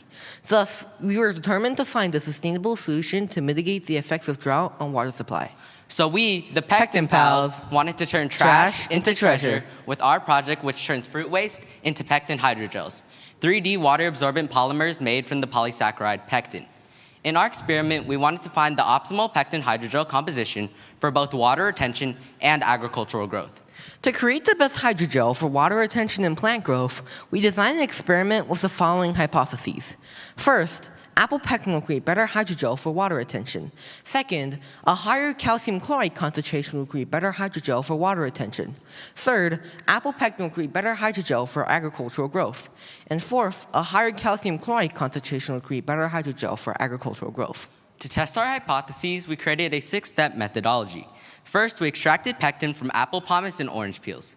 This was done through microwave pretreatment and conventional heating. Second, we cross-linked the hydrogels by adding calcium chloride. This created egg box structures which initiated gelation.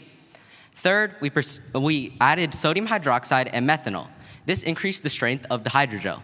Fourth, we precipitated the hydrogel by first straining, then centrifuging, and finally drying in our homemade desiccator.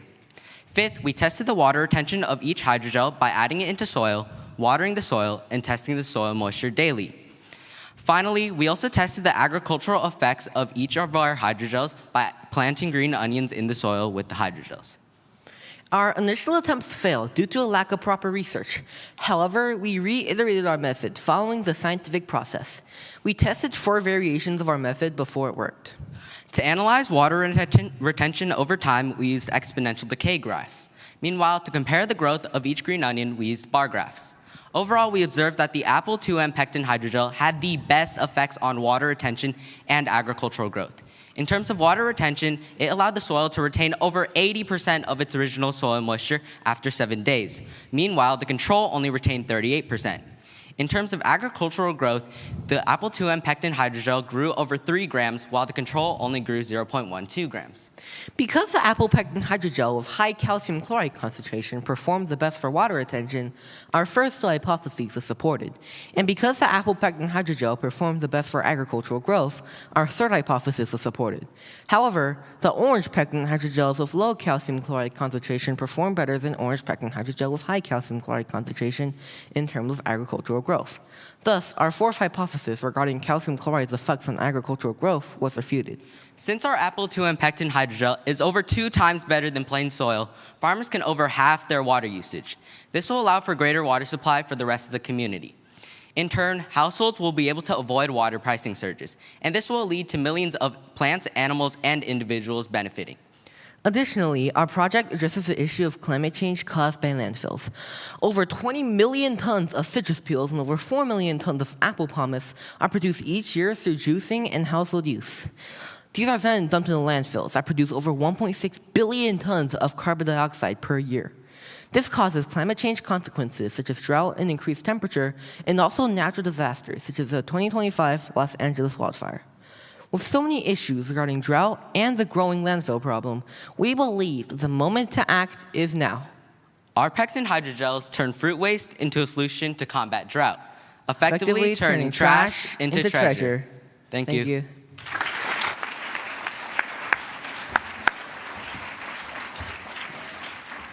Thanks. I like how I was like, hey, water, water, and then Pectin Pals came up and they were like, there is no more water. All right, so that was our final 8th grade team, which means it is a chance for me to remind you to be voting for that People's Choice Award. Remember that voting is open now and will remain open until 4:30 p.m. Eastern Time. You can find the link in the chat. You can find it in the video description where you're watching this. And if you're posting about anything that you're seeing all week long, you're going to use hashtag Yeah, you can tell the excitement level just goes up and up as they do that, doesn't it? But we're going to take a chance now to get some questions for our teams. So who has a question for any of the teams that just presented? Yeah, I see a hand right over here. There we go. It's for the, I forgot your team name. It's for the SafeSip system. What happens if the drink is at the pH level of like a possible contaminant? Like, what would it like tell it that it's spiked? So based on, it would probably dilute the beverage, so the pH would still change.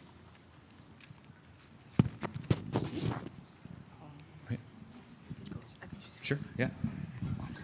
This is also for the SafeSip question. So you guys mentioned a AI camera that detects, that is like placed in the bars and wherever to detect if the straw has changed colors. But how would it work in like, a club where like, there's a lot of lighting, there's like disco lights, it's dark, and also a lot of commotion going around. So how would you make sure that the AI can accurately detect the straw whose color has changed?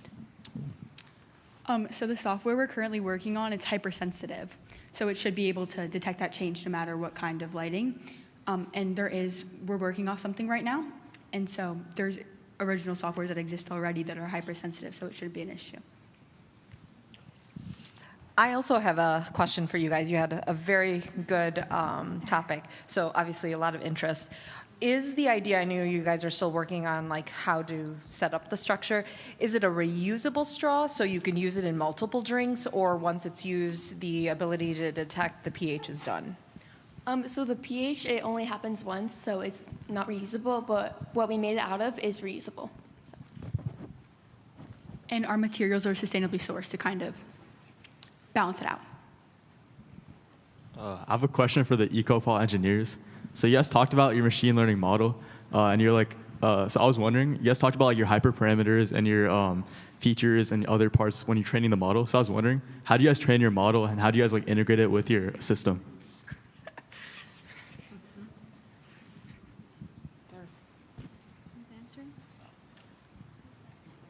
Which team was that for again? That's cool. That's 7th grade. Where's Ecopa? There we go. So could you repeat your question? So how do you guys train your model, and like what considerations do you guys take to like add it to your system? So how we trained our actual model was with actual teachable machine, and what we had to do was we only had to input like images of like a dog pooping and a dog not pooping, and then after we trained the model, we got an accuracy along with like confusion matrices and also line graphs showing the hypothesis. All right, there you go. Very good. All right, we have to move on, everybody. We have to move on. They have to go clear their browser history. But we're going to move on now to our 9th grade teams, and we're going to start off with our Northeast region. It's Genetic Genies from Winston Churchill High School in Potomac, Maryland, led by their team advisor Divya Bhandari, and made up of students Yashvi Bhandari and Lana Softik.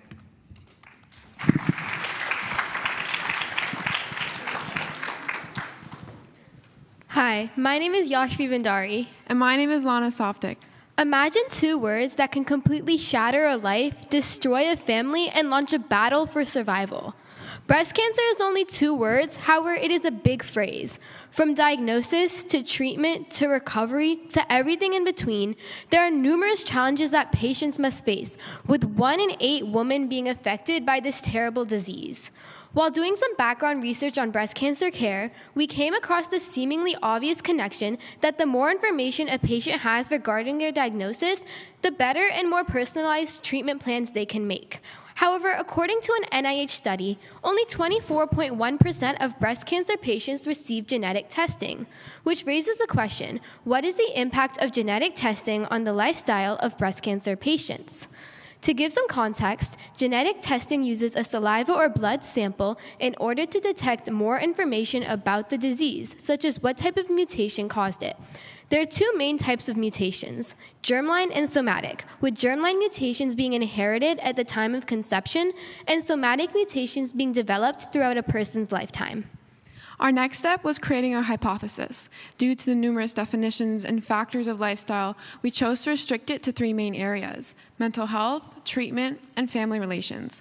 After a little bit of background research, we hypothesized that if a breast cancer patient gets genetic testing, then their lifestyle will be more positively impacted because they'll have more information to base their treatment, to care for their mental health, and to educate their families.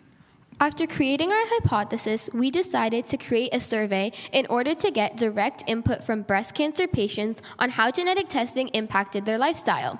Dr. Surbi Agrawal, an obstetrician gynecologist involved in numerous international studies, was able to review our survey and give us advice on how to make it more direct and professional to the emotional challenges faced by our respondents. Our anonymous survey asked questions pertaining to patients' experience with genetic testing, who offered it to them, and how it impacted each factor of their lifestyle. Due to HIPAA regulations, we were unable to send out our survey to healthcare facilities. Instead, we collaborated with nonprofits such as the Hurwitz Breast Cancer Fund and FORCE, who posted about our survey on their social media platforms. This assured patients that the survey was completely voluntary, allowing us to be in compliance with HIPAA guidelines. Our efforts of sending out our survey allowed us to gain a total of 50 respondents. Unfortunately, HIPAA guidelines also restricted us in only asking questions pertaining to patients' experience with genetic testing. This made us unable to get data for our control variable. We compromised by utilizing studies from highly trusted sources, including the American Cancer Society, NIH, and Stanford. We also spoke with certified genetic counselors, including Claire Arnold, Tiffany DeMarco, and Heather Alexander, all of whom were able to corroborate the trends from our study. These outside interviews gave us another perspective on how genetic testing impacts the lifestyle of breast cancer patients. The data from our study led to some interesting conclusions. Looking into the first lifestyle factor of mental health, we found that only 16.7% of patients who received genetic testing had reported having negative mental health, while 47% of patients who did not receive testing had reported symptoms of depression relating to anxiety about genetic testing. Looking into the second lifestyle factor of treatment plans, of the breast cancer patients who got genetic testing prior to beginning treatment, 64.5% reported changes being made to their treatment plan, while the patients who received genetic testing after beginning treatment and for the purposes of this factor did not receive genetic testing at all, only 17.6% reported changes being made to their treatment plan. Looking into the final factor of family relations, 56.3% of patients who received genetic testing had their families get tested based on their results.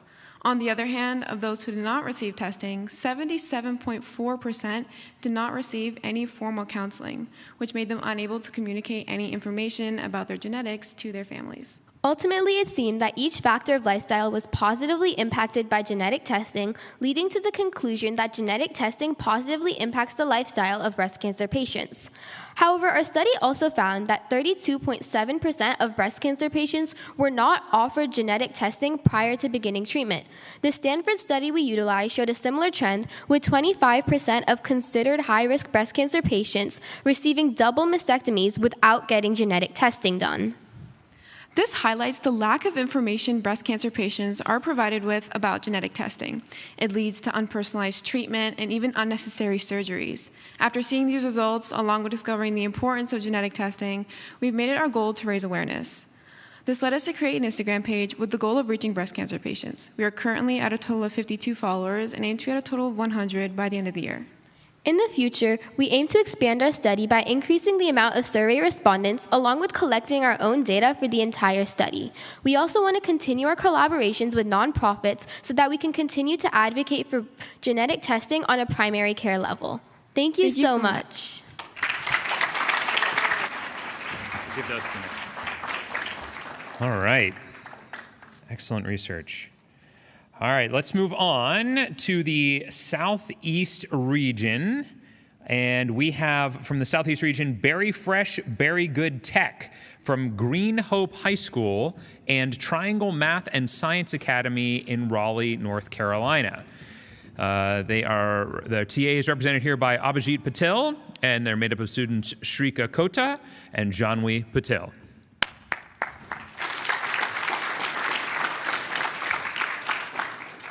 Hello, everyone. We've seen so many great presentations today, and I have one that affects every single person watching. So we're Berry Fresh, Berry Good Tech, and my name is Janvi. My name is Shrika. And we're so excited to share our research with you all today. So I want to ask everyone some questions. How many of you buy fresh produce like fruits regularly? You can raise your hands. All right, and then keep them raised if you find that they rot before you can even eat them. Yeah, we know. We face that problem too. Do you know how much money an average US household wastes on avoidable mistakes like these? $1,600 per year. And there's 2.5 billion tons of food waste globally per year. Food waste like this is a deeper problem than everyone thinks, and it affects people worldwide. And that was our community problem, food waste. So we began with two main hypotheses. First was that the machine learning program could identify strawberries that are about to spoil. And second was that if this model was connected to an app, the app could send real-time reminders to help users utilize their strawberries before they go bad. And to test this, we followed a clear engineering solution. So we took pictures of strawberries in their different ripening stages and then trained our machine learning model to classify them based on their freshness. After that, we developed a mobile app that could send notifications to users to make sure they use their strawberries before they go bad. So we used MATLAB to code and design our machine learning program, and our first generation model had an 85% accuracy rate. So we improved our model, and we used a new network and improved our code, and we added a new category, about to rot, between our first two original categories, fresh and rotten. We also conducted more test runs using our own images instead of online ones to train our model and perfect it. For app development, we used Thunkable, which is the mobile app development platform. In our app, you can see the images of strawberries and their verdicts. And you can also see these things 2 days prior to the current date. This is a little bit tricky to code since all months don't have the same number of days. So you can see here in this diagram that on the left side, we have our images of the strawberries, and they're inputted into our MATLAB code, and it analyzes the features of the strawberries and categorizes them based on whether they're fresh, about to rot, or rotten already. We also have our app development, which could display the date and the pictures correctly. We had to figure out how to connect them since Thunkable only took very limited data inputs. So what we did is we exported our MATLAB results as a text in our CSV file, and then we connected this to a Google Sheets that was a data source for MATLAB, for Thunkable. For our second generation models, we started with Model 1, which had an accuracy of 89%. As you can see in the confusion matrix, this model had trouble telling the difference between strawberries that are about to rot and those that are already rotten. To improve this, we developed Model 2, which reached an accuracy of 100% and could correctly classify each strawberry into their corresponding condition. The final app was able to display both the image of the strawberry and its classification, along with notifications so users know when to use their strawberries before they go bad. In conclusion, we developed a machine learning model that can tell apart ripe strawberries, about to rot ones, and rotten ones already by analyzing their features. We also connected this real-time data to an app using a CSV file that was connected to a Google Sheet, and that was a data source for the app. This app provides real-time updates to people on when to eat their strawberries before they go bad. This solution is a proof of concept that can be extended to other fruits, and it can be used in warehouses, supermarkets, and farms, and even homes. Throughout our project, we had the opportunity to connect with experts who helped us strengthen our work. We received guidance from NC State researchers who gave us valuable feedback. John B. also presented our research at the 17th Dubai International Food Safety Conference, which gave us global exposure. As a team, we both helped design and prepare our research poster and shared it with researchers who gave us constructive criticism. We were also able to publish our research in an international journal, which was an exciting milestone for both of us. We are so passionate about finding a solution to food waste, and we hope to create a solution that everyone can use. And so right now, we're planning on adding a camera into our product. This can be a live feed in the app, and then it can also, it's a live feed, and it provides an independent data source for our app, which means there's no human interference involved. In the future, we can combine solutions to extend shelf life like UV technology, and combining multiple solutions provides a comprehensive and thorough answer to food waste. Thank you so much for exploring our project with us today.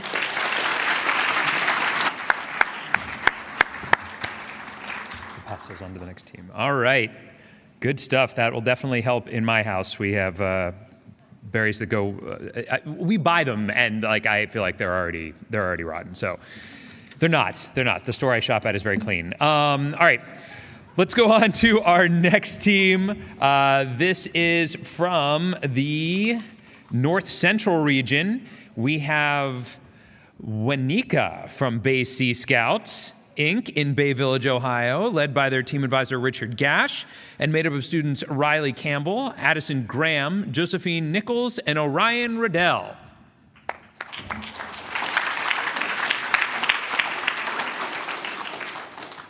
Hi, I'm Addison. I'm Josie. I'm Riley. And I'm Orion.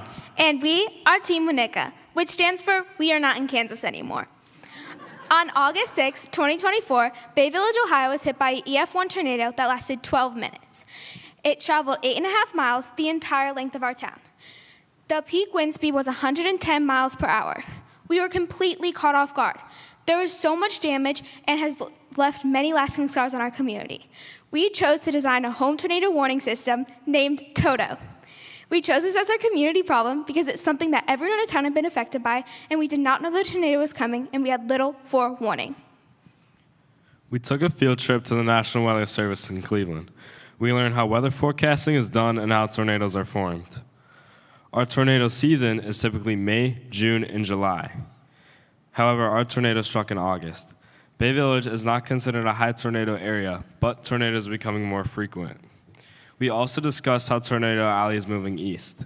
Ohio usually gets 25 tornadoes in a given year. We had 74 last year.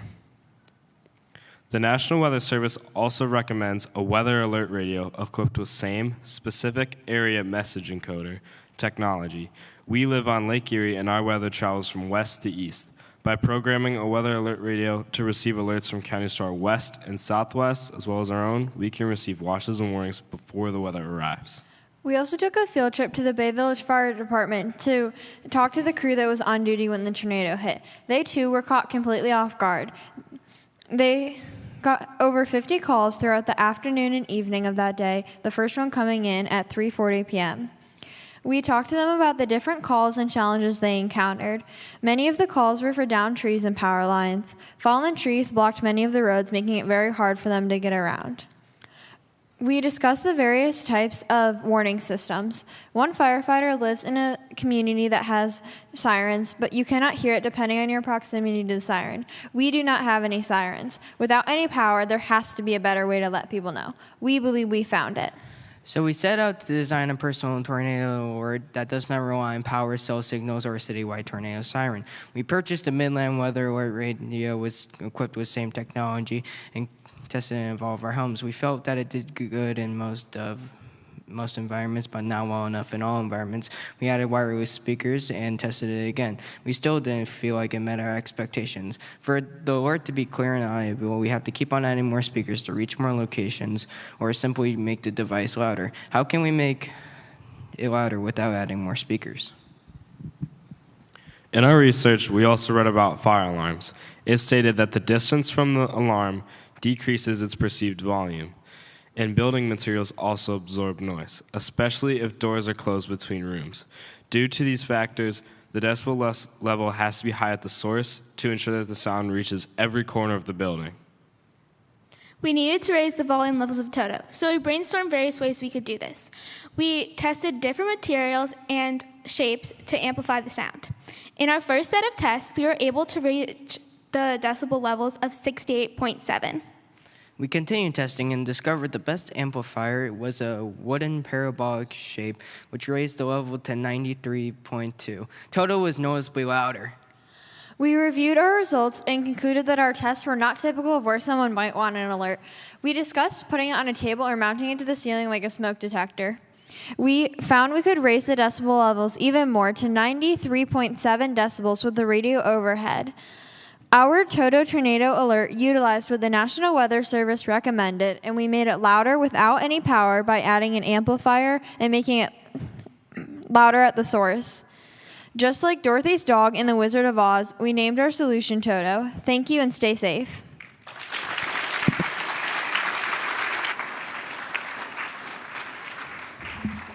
Very cool, very cool. So note that for your own personal speakers as well, if you need them to be louder. You don't need to use more power. Get yourself an amplifier just like that. All right, let's move on to our next 9th grade team from the South Central region. We have the experimenters from Lawrence Virtual School in Lawrence, Kansas, led by their team advisor, Tu Nguyen, and made up of students Daniel Dow and Lawrence Dow.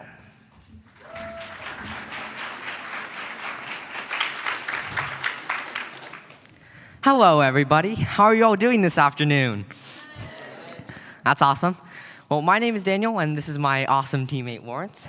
We are the experimenters, and today we're thrilled to share our mission flagged by AI, the new reality of student monitoring.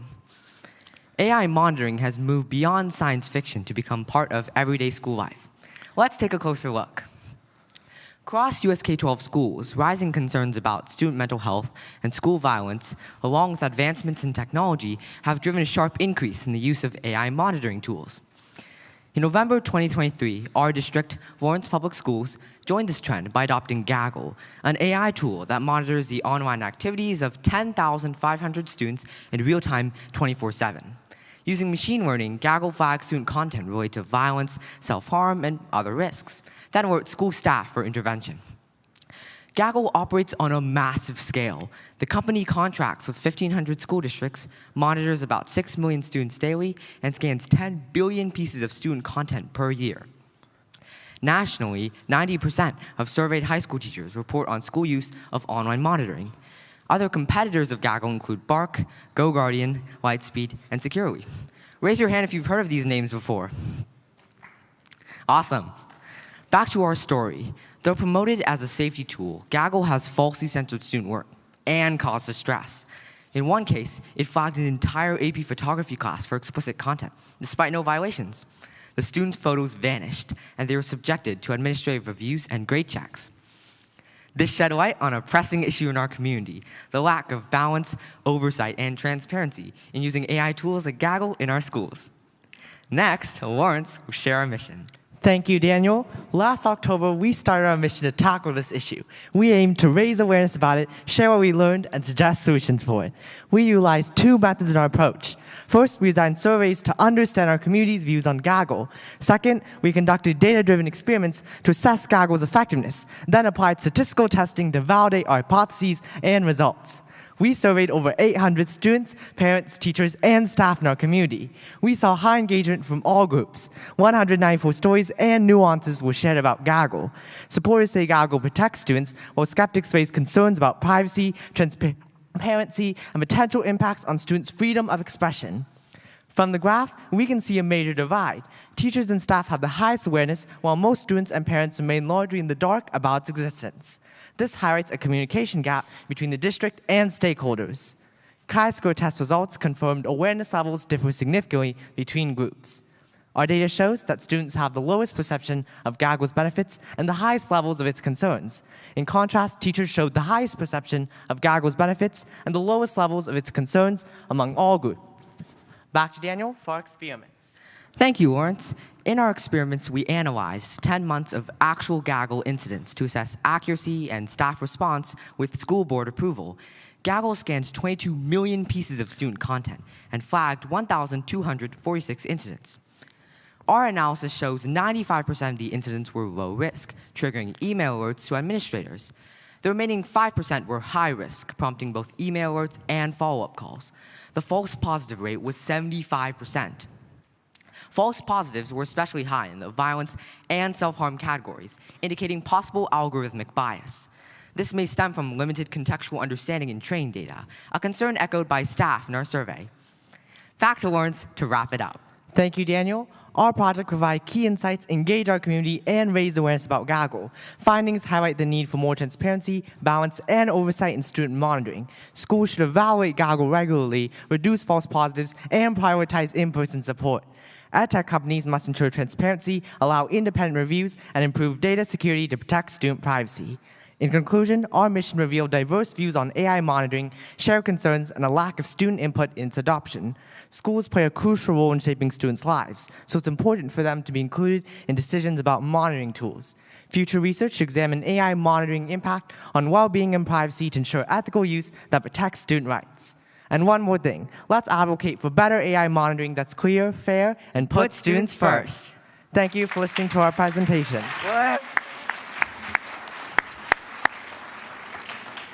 Well done, well done. All right. Okay, we are now moving on to our final 9th grade team from the West region. And from the West region, we have Tubbins from Spokane Valley Tech in Spokane, Washington, led by team advisor Lori Barato and represented here by James Schofield, made up of students Oscar Bonai, Kanan Kaufman, Logan Schofield, and Rocco Skinner.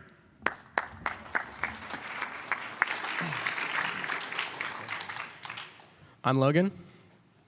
I'm Kanan. I'm Rocco. I'm Oscar. And we created the Vibrand. I would like you all to now please close your eyes.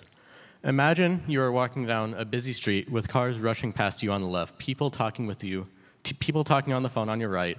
How hard would it be to navigate with impaired vision, not being able to see? How hard would it be to find your own stairs in your own house without being able to see?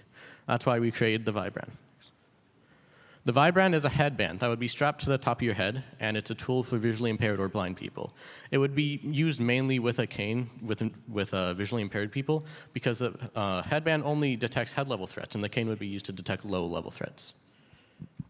So for both our prototypes, we chose 3 main components. The first one being an ultrasonic sensor, the second one being an Arduino Nano, and the third being a vibration motor. So the one on the bottom is the ultrasonic sensor. So the way that works is one of the cylinders on there emits ultrasonic waves, which is a higher frequency sound wave, which you can't hear, and then will be returned to the other cylinder.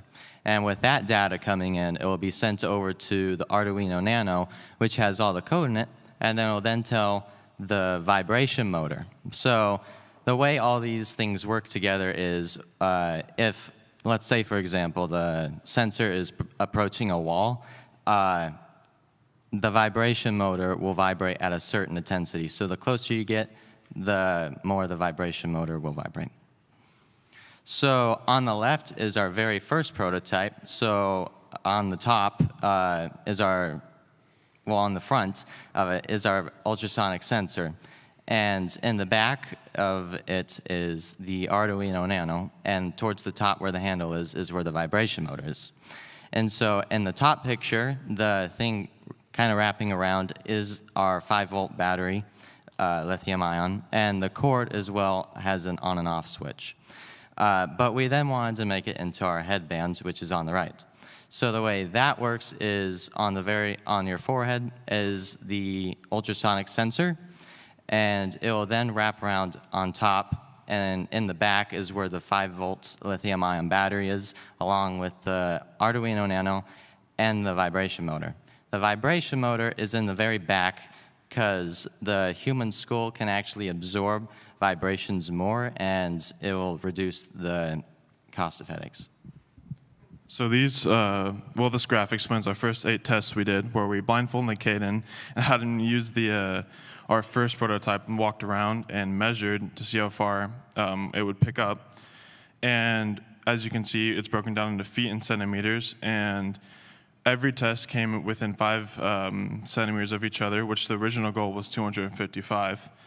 And after doing a bunch more tests and having Canon go over the code several more times, we looped it around to be exactly 255 centimeters every time. So this isn't just for blind people. This can also be used for special operations, such as scenarios where it's dark out and you don't want the enemy to see you, so you have to use something called light discipline. So you can navigate around in the dark using the vibration of the vibrand instead of having to use a flashlight. Also, this could be used in cave exploration for when your flashlight dies, or search and rescue, especially during the first 24 hours, called the golden hours, of an incident. You could use this while searching through rubble and other activities. So our next steps are to apply for a patent. We want to patent our name and our project. We want to add a potentiometer, which will allow us to scale the vibration intensity, and a button system so you can easily switch between long range, medium range, and short range. We are going to talk to our community members, and especially my grandma, who is going blind. We're going to also consult professionals, especially this one doctor that we've heard of from our team advisor, who developed something similar for surgeries. Thank you for listening.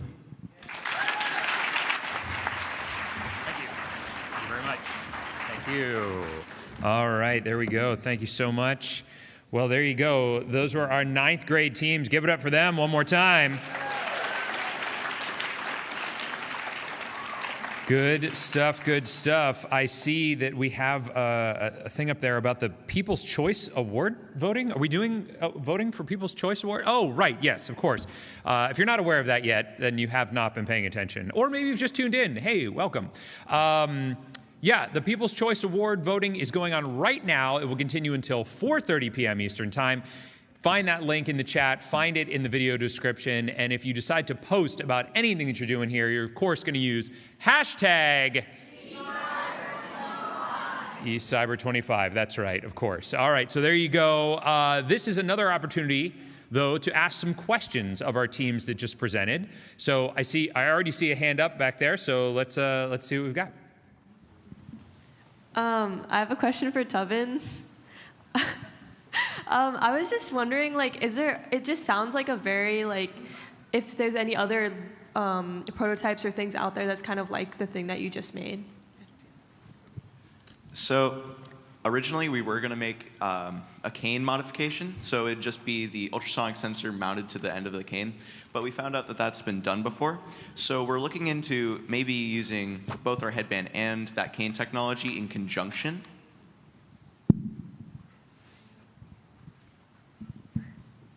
Excellent. Any other questions?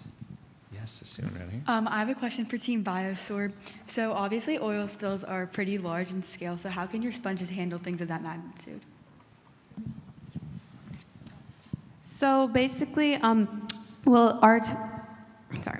currently what's being used is, synthetic materials and also all the other methods that we included in our presentation that obviously have many issues. And the reason why we believe Biosorb would work better is because, not only it's natural and has no environmental degradation effects, but also it has better absorption properties, it has better DO retention, turbidity, etc.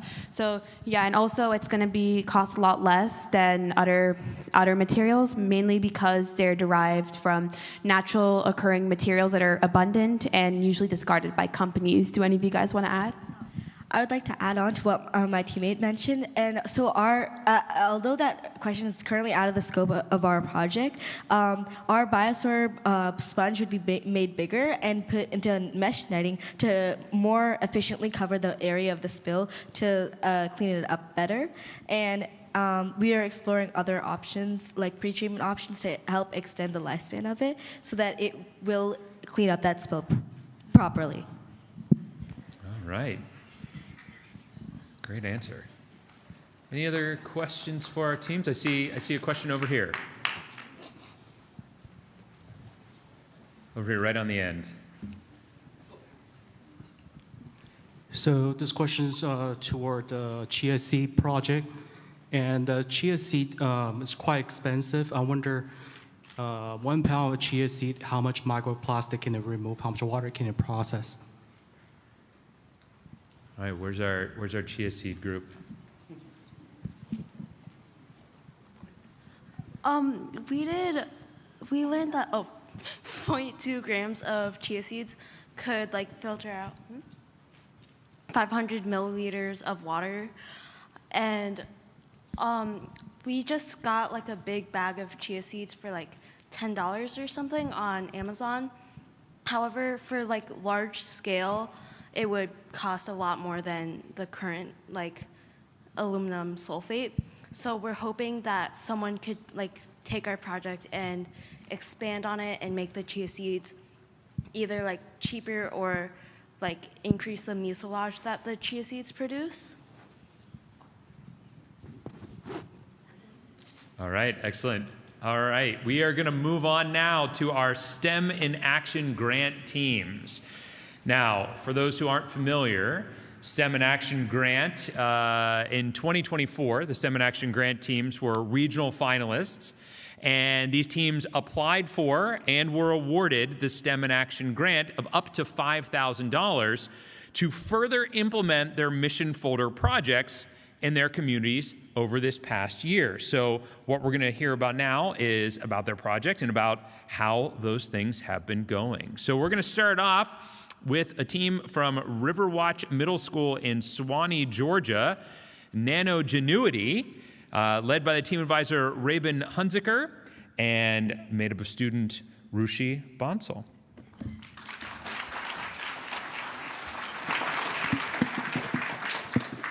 Hi everyone, my name is Rushi Bansal and I'm a member of Nanogenuity. So small tech, big impact. These 4 words basically summarize a good chunk of my project, and you're going to be seeing how throughout this presentation. Agenda, okay.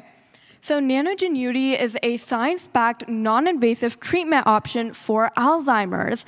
Alzheimer's is a devastating disease impacting more than 6 million Americans currently and projected to impact more than 13 million by 2050.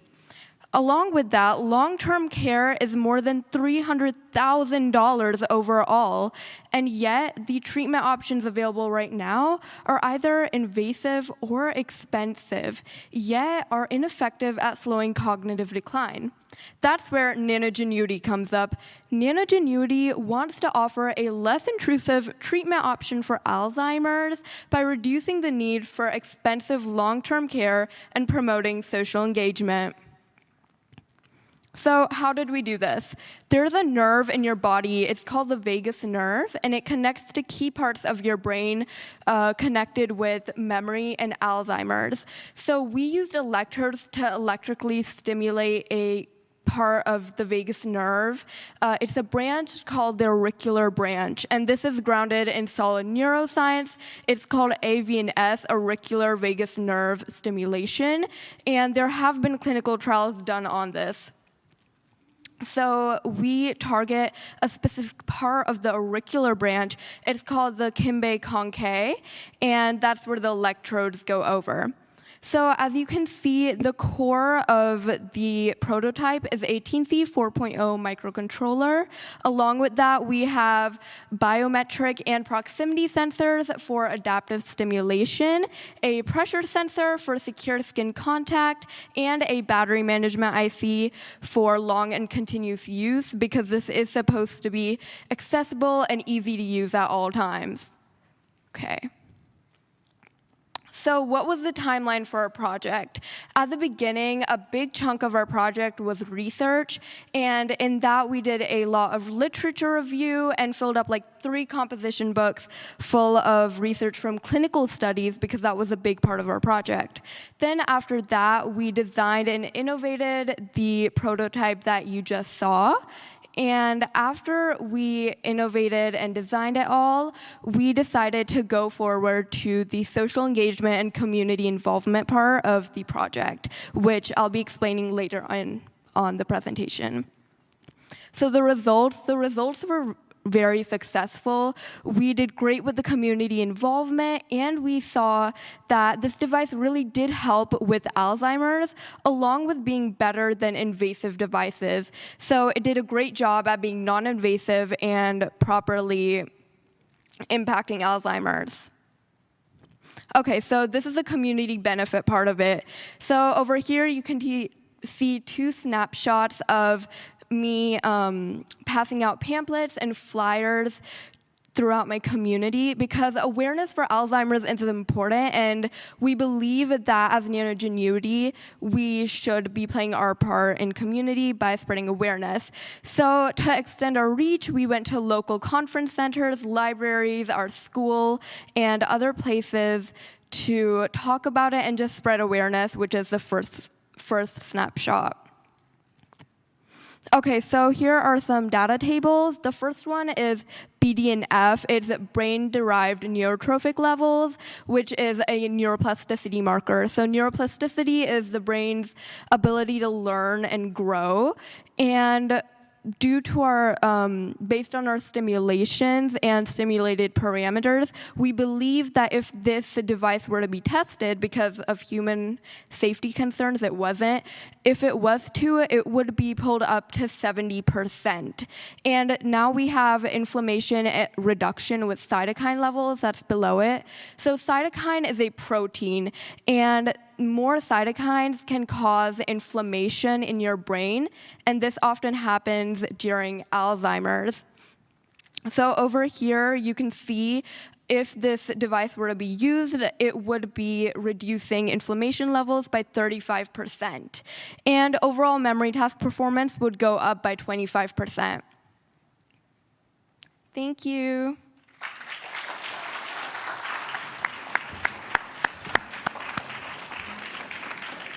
Thank you so much. All right, we're going to move on to our next STEM in Action grant team from Rockridge High School in Ashburn, Virginia, Team Artemis, led by their team advisors Sejal Trivedi, and made up of students Nihal Japali, Pranil Mukherjee, Arnav Trivedi, and Abhinav Yarlagada.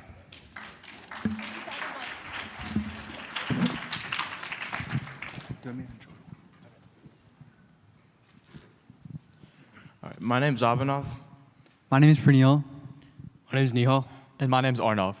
And we're Team Artemis. According to the National Federation of the Blind, over 50% of blind school children were learning and using Braille a generation ago. However, this has dropped to just 12%.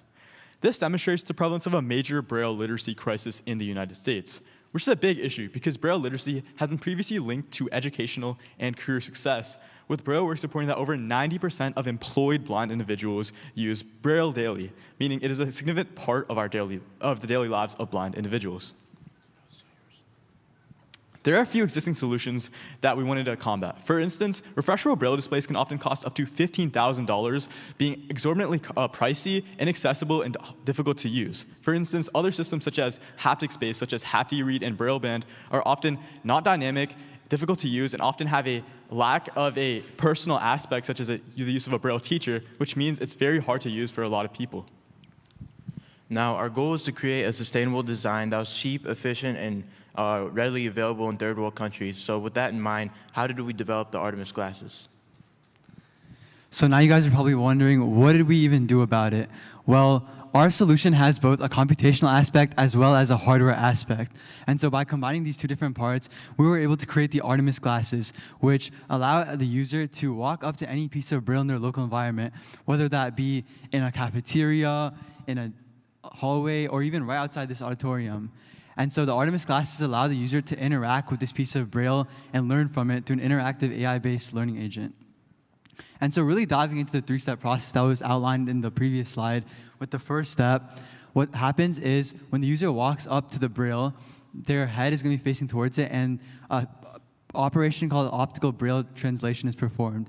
And so what really happens behind the scenes in the program is we're using an algorithm called computer vision. More specifically, we're using a type of neural network called a retina net to basically translate the Braille into human English. And from here, this translated English is passed into the second part of our three-step process, where large language model is used to generate a learning question based on the Braille. So if any of you guys have used ChatGPT, that's an example of a large language model. We're using a similar type of model to generate a learning question like the one you see on the screen right now. And so the user can provide an answer to this question, and if they get it wrong, then they can receive feedback from the agent to understand why they really got it wrong. And so thanks to the grant we were awarded by eCYBERMISSION, we were able to really go about further developing our product. And so we set out with three key components. Firstly, with product development. And so our first step with product development was really to improve our software, because before, our software was pretty slow. But thanks to this grant, we could make a lot of cool improvements. So first, we decided to improve the APIs we're using. You guys might be thinking, what's an API? Well, an API allows two different programs to communicate with each other. And so more specifically, we wanted to use a better API to allow for more seamless communication through audio between the user and the agent. And this API was called Whisper. We also, on the hardware aspect, we hope to improve the computational power, since our old hardware could barely handle the computational processing power. And so we decided to upgrade the Raspberry Pi that was being used. And moving on to the mentors we were working with, we decided to reach out to various mentors and guides in our local area and beyond. And this really allowed us to gain more publicity and outreach throughout our local region. And in addition to that, we further hope to enhance this outreach by reaching out to various newspapers, blogs, and websites to gain more publicity. All right, so engineering-wise, using the grant funds, we were able to purchase a 3D printer to test many more designs and other prototypes that we wanted to create. We also assessed different types of filament so we could check the durability for each, such as PETG, PLA. We ended up using PETG. We thought that would be the strongest. And we also redesigned the prototype to make sure that all the components would fit the size restrictions. So here are a few images of our first iteration prototype. As you can see, it's pretty bulky, and all the components are very huge. So we were aiming to reduce the size of all the components and make sure that they'll all fit in a smaller design. We designed this using Autodesk Inventor and Blender. In addition to engineering, we also improved our software. Firstly, we used a technique called prompt engineering in order to more efficiently and improve the overall quality of the conversations the blind user would have with a given piece of Braille. In addition, we also performed a process called fine-tuning. And what that really is that we used real-world conversations that we tested using our device, and we implemented those actual conversations within the model itself. And that really made it more dynamic and more realistic to actual conditions, which improved our product overall. So now that we had a fully developed product, we wanted to reach out to local mentors like Jessica Stein at the Maryland Department of Health, and we did this by using Lemlist, which was a software that sent personalized emails to multiple mentors across the country, and we received hundreds of responses back. And we're currently in the process of sending 5 fully functioning Artemis glasses that are much smaller by partnering with another company called Mentras, which is similar to Meta Ray-Bans, and we're going to use those to get consistent feedback and continue improving our product. And special shout out to the people listed on here, and one more name that we didn't include, Andrew Allshouse. He really helped us out despite our issues, but especially Mr. Allshouse, if you're watching this, thank you.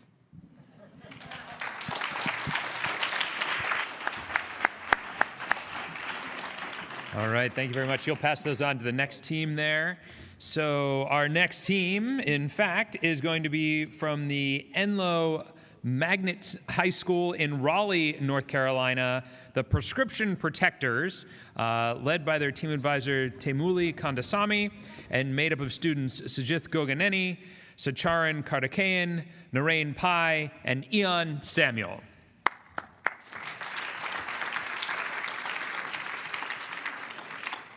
My name is Narain. My name is Sajith. My name is Ian. And my name is Sacharan. And we are the Prescription Protectors. Our team created our device with the goal of minimizing medical abuse and maximizing medical adherence. To do this, we target the problem at the source, in people's homes. We created a device that tracks, maintains, and distributes pills to patients. And we also prioritize the safety of patients by using biometric locks. Our device is also able to manage the pills from multiple people, and these features will allow for patients to remain medically adherent. So what is medical non-adherence? Medical non-adherence is when a patient does not follow the treatment plan given to them by the provider. This can include skipping doses, taking medication at the wrong dose, frequency, or duration, not following doctor's recommendations, or skipping appointments. This issue affects 2/3 of Americans with multiple prescriptions, causing over 125,000 premature deaths every year. Reasons for this can include forgetfulness, costs, and clinical concerns. The main part of our budget went towards our prototype, which includes the materials and tools that we use to conduct pilot testing. The next major portion went into mobile app development, and we allocated around 20% towards getting a provisional patent. The rest went into app publishing, pilot testing, and a website. When creating our device, there were 2 main factors to consider: the materials and the design. For the materials, they need to be lightweight and durable. And for our design, our device needs to work consistently and use the space it has effectively. In the past 2 years, we've created several iterations of our prototype. Initially, we used a paper slide and a foam board casing. We found that it was very easy to cut with, but it was not a long-term solution. So we transitioned into an acrylic casing and a cardboard slide. The acrylic was very hard to cut through, and the cardboard would not be able to use with the pilot testing. So we started to research different materials. We found the best material called Gatorboard. Gatorboard has a wood outer layer, making it more durable and reliable. So we eventually transitioned into the Gatorboard slide and the Gatorboard casing. The first iteration of our device was built last year, and it used a different dispensing mechanism similar to how a simple gumball machine works. This mechanism picks up a pill and places it to go down a slide, and this device had 4 slides. These led to inconsistencies in the dispensing, but overall the device had all the features that we wanted. The second version of the device was built at the beginning of this year, and it used a vacuum-based system. This used a custom-designed silicone nozzle that our team casted in a 3D print to pick up the pill, but it had a large and hard-to-spin roulette wheel. These 2 factors led to pill-picking inconsistencies, so our team decided to explore different methods of dispensing instead. The final schematic for our device includes 2 coprocessors, the Raspberry Pi and the ESP32. These are connected to 3 and 4 stepper motors respectively, and both boards communicate to each other via a protocol known as I2C. Additionally, we redesigned the dispenser mechanism to have a container with a custom insert. This allows for customizability while providing the user with an almost 100% dispenser reliability. For the third iteration of our device, we transitioned into the new mechanism. The third iteration of our device includes the acrylic casing and the cardboard slide. We started to work on this iteration in December, and we made numerous adjustments to improve its reliability. For the 4th version of our device, we made 3 main changes: to the slide, the casing, and our pill container caps. For the slide and casing, we changed the material to Gatorboard. And for the pill container caps, we added a hole for easy pill loading and a column to agitate pills and reduce the chance of jamming. All of our devices had a few basic components like a Raspberry Pi and an LCD display, which together cost $100. The differences in the prices is due to the different materials and mechanisms that they used. These prices, however, are all consumer prices, but with commercial levels of production, we can get the cost down to $100. Our team started to create an app and is working on getting it published in the Apple App Store. The app consists of 3 personas: the patient, the caretaker, and the family member. The caretaker inputs the patient's medication details, including the schedule and the dosage. The patient then gets the necessary reminders and notifications for them to take their medicine on time. The app can also work in conjunction with the device, and it will be available for you to download in the Apple App Store. Our team also led outreach within our local community. We recently went to a senior facility where we presented about the issue of medical non-adherence and how our device solves it. We've also met with 2 physicians who shared their experience with our device and if it's a feasible solution. We've also had our story covered in the local news where we shared about the issue of medical non-adherence and how our project solves it. We're currently filing for a provisional patent, but in the future, we would like to obtain a full utility patent. The average number of pills a person takes is less than 7, but a few of the respondents in the survey we conducted said that they take more than 7 unique pills. So we would like to increase the number of dispensers for these patients. We'd also like to expand our pilot test and conduct further surveys to get more feedback to improve our device. Throughout our project, we faced many challenges, the main one being getting in contact with insurance companies, as we received no responses, though we're continuing to work to get in contact with them. Thank you. Please vote for prescription protection. Very good, very good. Yeah, getting the cost down is important, otherwise that'd be a pretty tough pill to swallow. Right? Yeah? Yeah, they're like, uh-huh. We're doing real work up here, man. All right, let's move on to our next STEM in Action grant team. They are from Greenbrier Middle School in Evans, Georgia, and they are called Micro Meals. They are led by their team advisor, David Phillips, and made up of students Mia Riley and Carrington Phillips.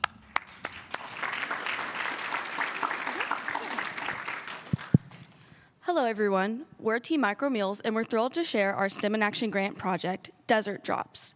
Our mission was to create a small meal that was nutrient-rich with vitamins that people in food deserts often lack. Our inspiration came at the 2023 NJENE competition, where we experienced MREs. They're portable but can be bulky and tricky to open. This got us thinking, could we make a meal even smaller, easier to use, and tailored to food deserts? A food desert is an area where access to healthy food is limited, leading to deficiencies in vitamins like C, A, D, iron, and zinc. Our goal was to create a compact, shelf-stable solution to address these nutritional gaps and make it easy to reach communities in need. We wanted we wanted Desert Drops to be a game changer, small enough to take anywhere, but packed with the nutrients and vitamins that people in food deserts often lack. We tried to figure out ways to do this, and this led to our innovative approach. To make Desert Drops compact, we turned to freeze drying. Last year, we discovered that blending ingredients into a homogeneous mixture before freeze drying was key. This method removed all water, increased density, and made the meal more effective than a heterogeneous mix. By compacting ingredients into a capsule, we created a product that's shelf-stable and easy to distribute, perfect for food deserts where fresh food is scarce. So, what is a Desert Drop?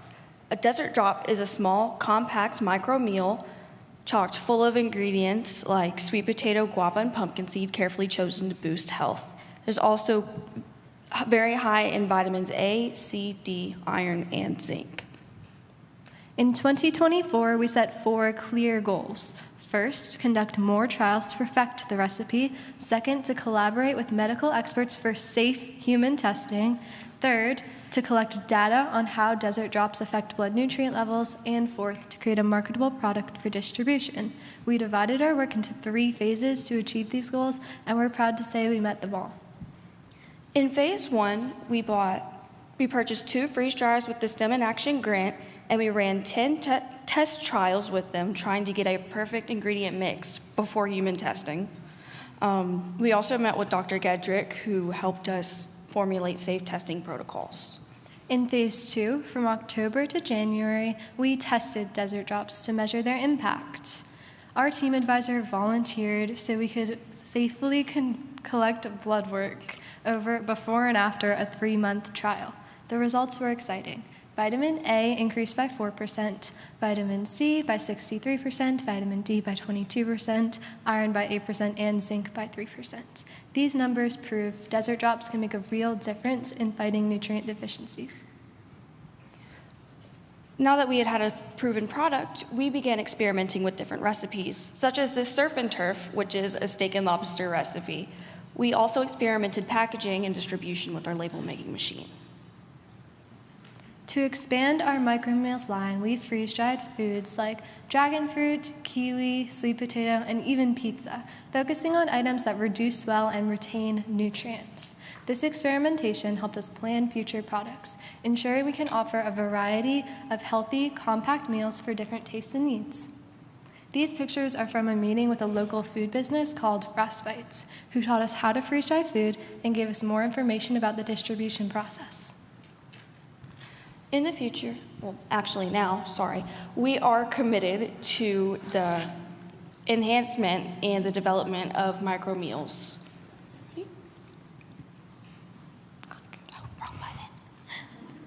Oh, is it not working? Is it? Hello? Oh, there we go, it worked. Sorry. Oh, we'll apply for a Georgia Cottage food license costing $100 annually, and will also complete food safety training, allowing us to produce and serve directly to our community, keeping our mission sustainable. Our vision is to make desert drops as accessible as fast food for food desert residents, especially families and kids. We'll start with direct sales at local events and online in Georgia, partnering with food banks and schools in Augusta. We have made a product that is real, it works, is scalable, and it's ready to make an impact.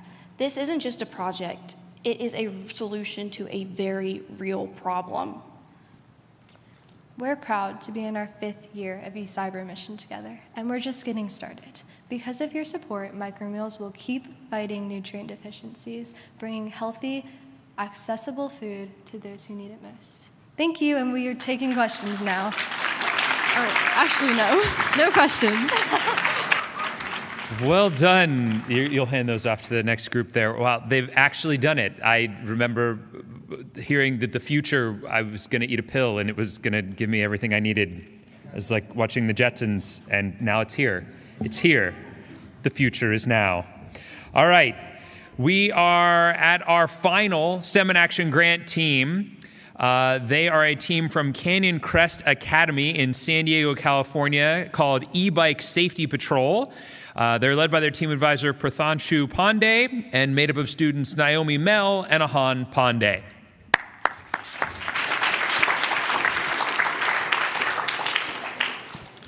Hello, everyone. I'm Ahan Pandey, and I'm a 9th grader. Hello, I am Naomi Limel, and I'm a 10th grader. Together we form the dynamic duo protecting the mean streets of Solana Beach in California.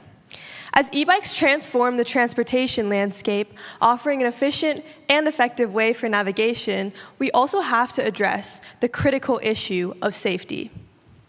We found several articles with troubling statistics, ranging from serious ER cases to even death of children. Encinitas City Council declared a local state of emergency just a few days after a 15-year-old boy was killed in an e-bike collision with a van. In 2019 alone, there was over 3,000 fatalities worldwide. Remember, these incidences not only affecting the riders, but also their families. E-bike sales have been drastically increasing, but so have the accidents and the fatalities. In addition to this, most people in e-bike accidents suffer head-related injuries, and to make matters worse, helmet usage has seen a concerning decline, with JAMA Surgery reporting a near 6% annual decrease from 2017 to 2022. Keeping these troubling statistics in mind, we decided to approach this community problem in 2 ways. The first is to increase the use of helmets, and the second is to grow awareness in our communities.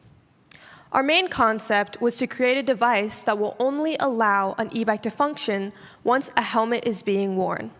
We further refined this idea to entail a Bluetooth proximity connection between a helmet and an e-bike. We call this device our smart helmet. Our prototype from last year was composed of two main components, an Arduino microcontroller that is housed in the back of a helmet, and another microcontroller that is integrated into the e-bike.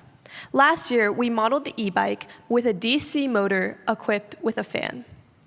Once the helmet comes in close proximity with the e-bike, a Bluetooth connection is established between the two microcontrollers, and the rider is allowed to operate the e-bike. This completed our smart helmet prototype. Thanks to the STEM in Action grant, our last year was packed with a multitude of activities. We completed 5 main tasks.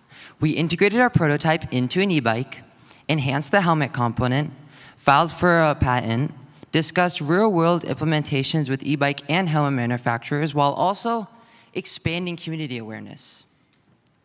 So our first step was to integrate a microcontroller into an e-bike circuit. We realized that when the brake is pressed, the controller cuts power to the motor. Using this idea, we tapped into the brake system, allowing the e-bike to think the brake is pressed unless the helmet is worn. This successfully integrated our prototype into an e-bike. The second part of our product is the helmet component. We made 3 main upgrades. The first change was adding a rechargeable module. Next, we added an on and off switch for battery regulation.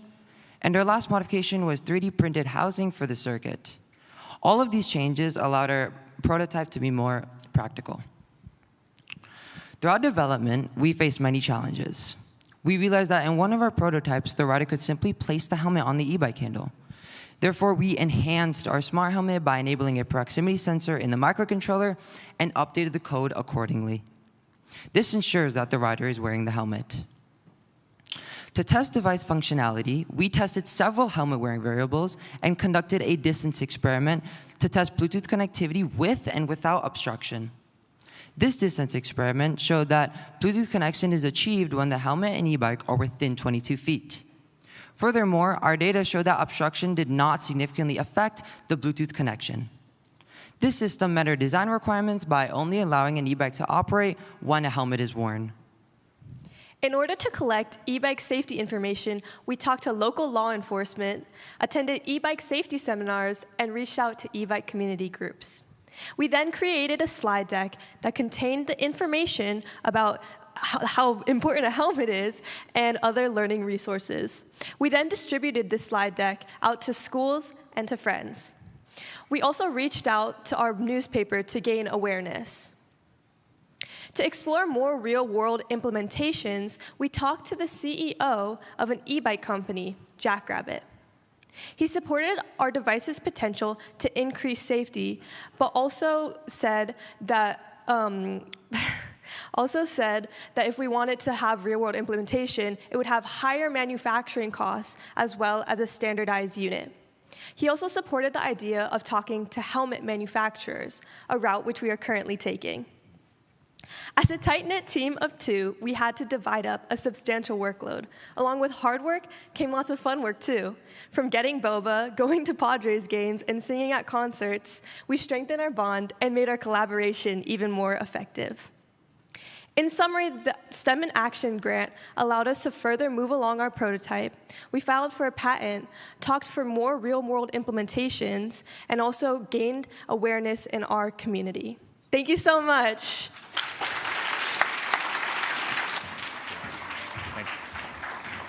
All right. I hope you all are wearing your helmets out there. There's too much knowledge and smarts in this room to let those things get damaged. So, that's our final STEM in Action grant team. Let's give it up for them.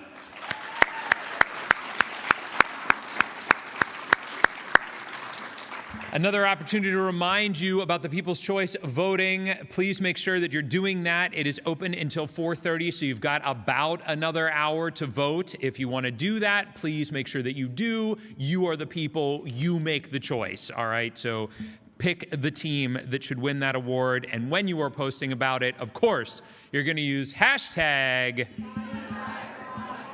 eCyber25. That's right. All right. let's take a couple of minutes here for some Q&A for our STEM and Action grant teams. I see a lot of hands. They're all over the place. So wherever the microphone goes first, I still go over here. So this is for micro meals. I want to know how long do at least just one of these little droplets last until they go bad, or even if they go bad. All right, micro meals. Okay, sorry.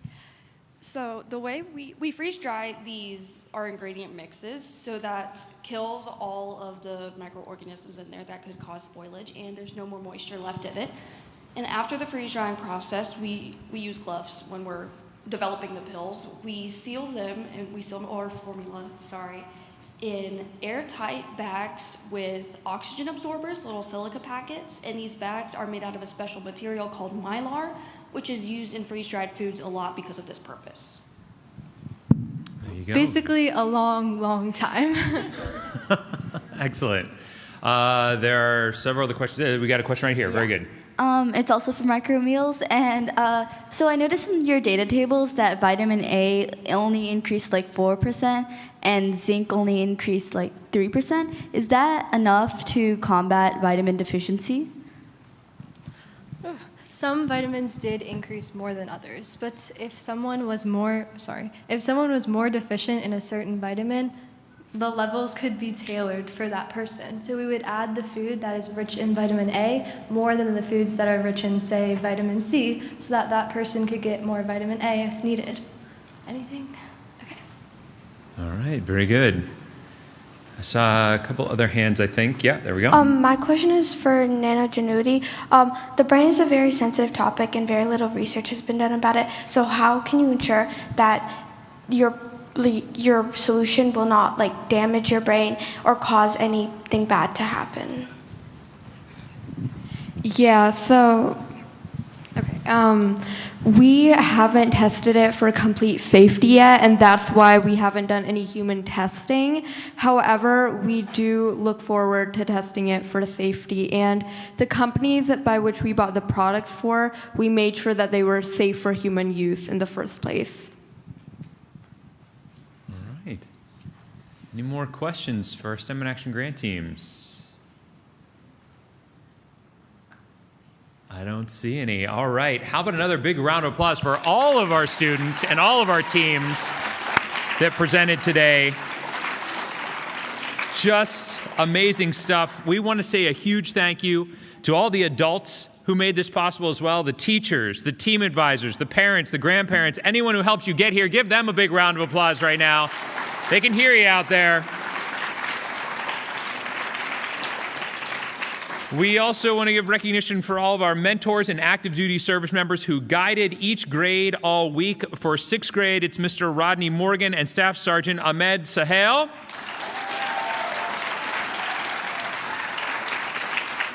Seventh grade, Ms. Haley Fika and First Lieutenant Kieran Atkinson. 8th grade, Mr. Cole Becker and Sergeant First Class Asia Johnson. 9th grade, Sergeant First Class Austin Bram, Mrs. Amanda Martin, and Staff Sergeant Kenneth Royal. And our lead mentor this week, Mrs. Amelia Speed. We also want to give special thanks to our virtual mentor, Staff Sergeant Matthew Gardner and Ms. Marina Villagis. eCYBERMISSION is part of the eCYBERMISSION Outreach Program, AEOP. 6th through 8th graders, come back again, compete again next year. And 9th graders, explore the other AEOP programs like Junior Science and Humanities Symposium, JSHS, and GEMS. These programs continue through college and offer opportunities to learn and connect with peers. Make sure that you keep in touch with each other. Get your contact info. You're all future leaders. If you know each other now, it'll be way easier to rule the world later. Visit www.usaeop.com to learn more about these AEOP opportunities. And for all of you out there that are not already planning to do this, please join us tomorrow at 10 a.m. Eastern Time for our National Awards Ceremony live stream, where I will announce the eCYBERMISSION national winners and winners of the People's Choice Award that you should be voting for. The link to that ceremony live stream can be found in the description box of this video. Please don't forget to vote for that People's Choice Award. Let's hear it one more time for all the amazing eCYBERMISSION participants. Thank you all so much, and have a great day. Take care, everybody.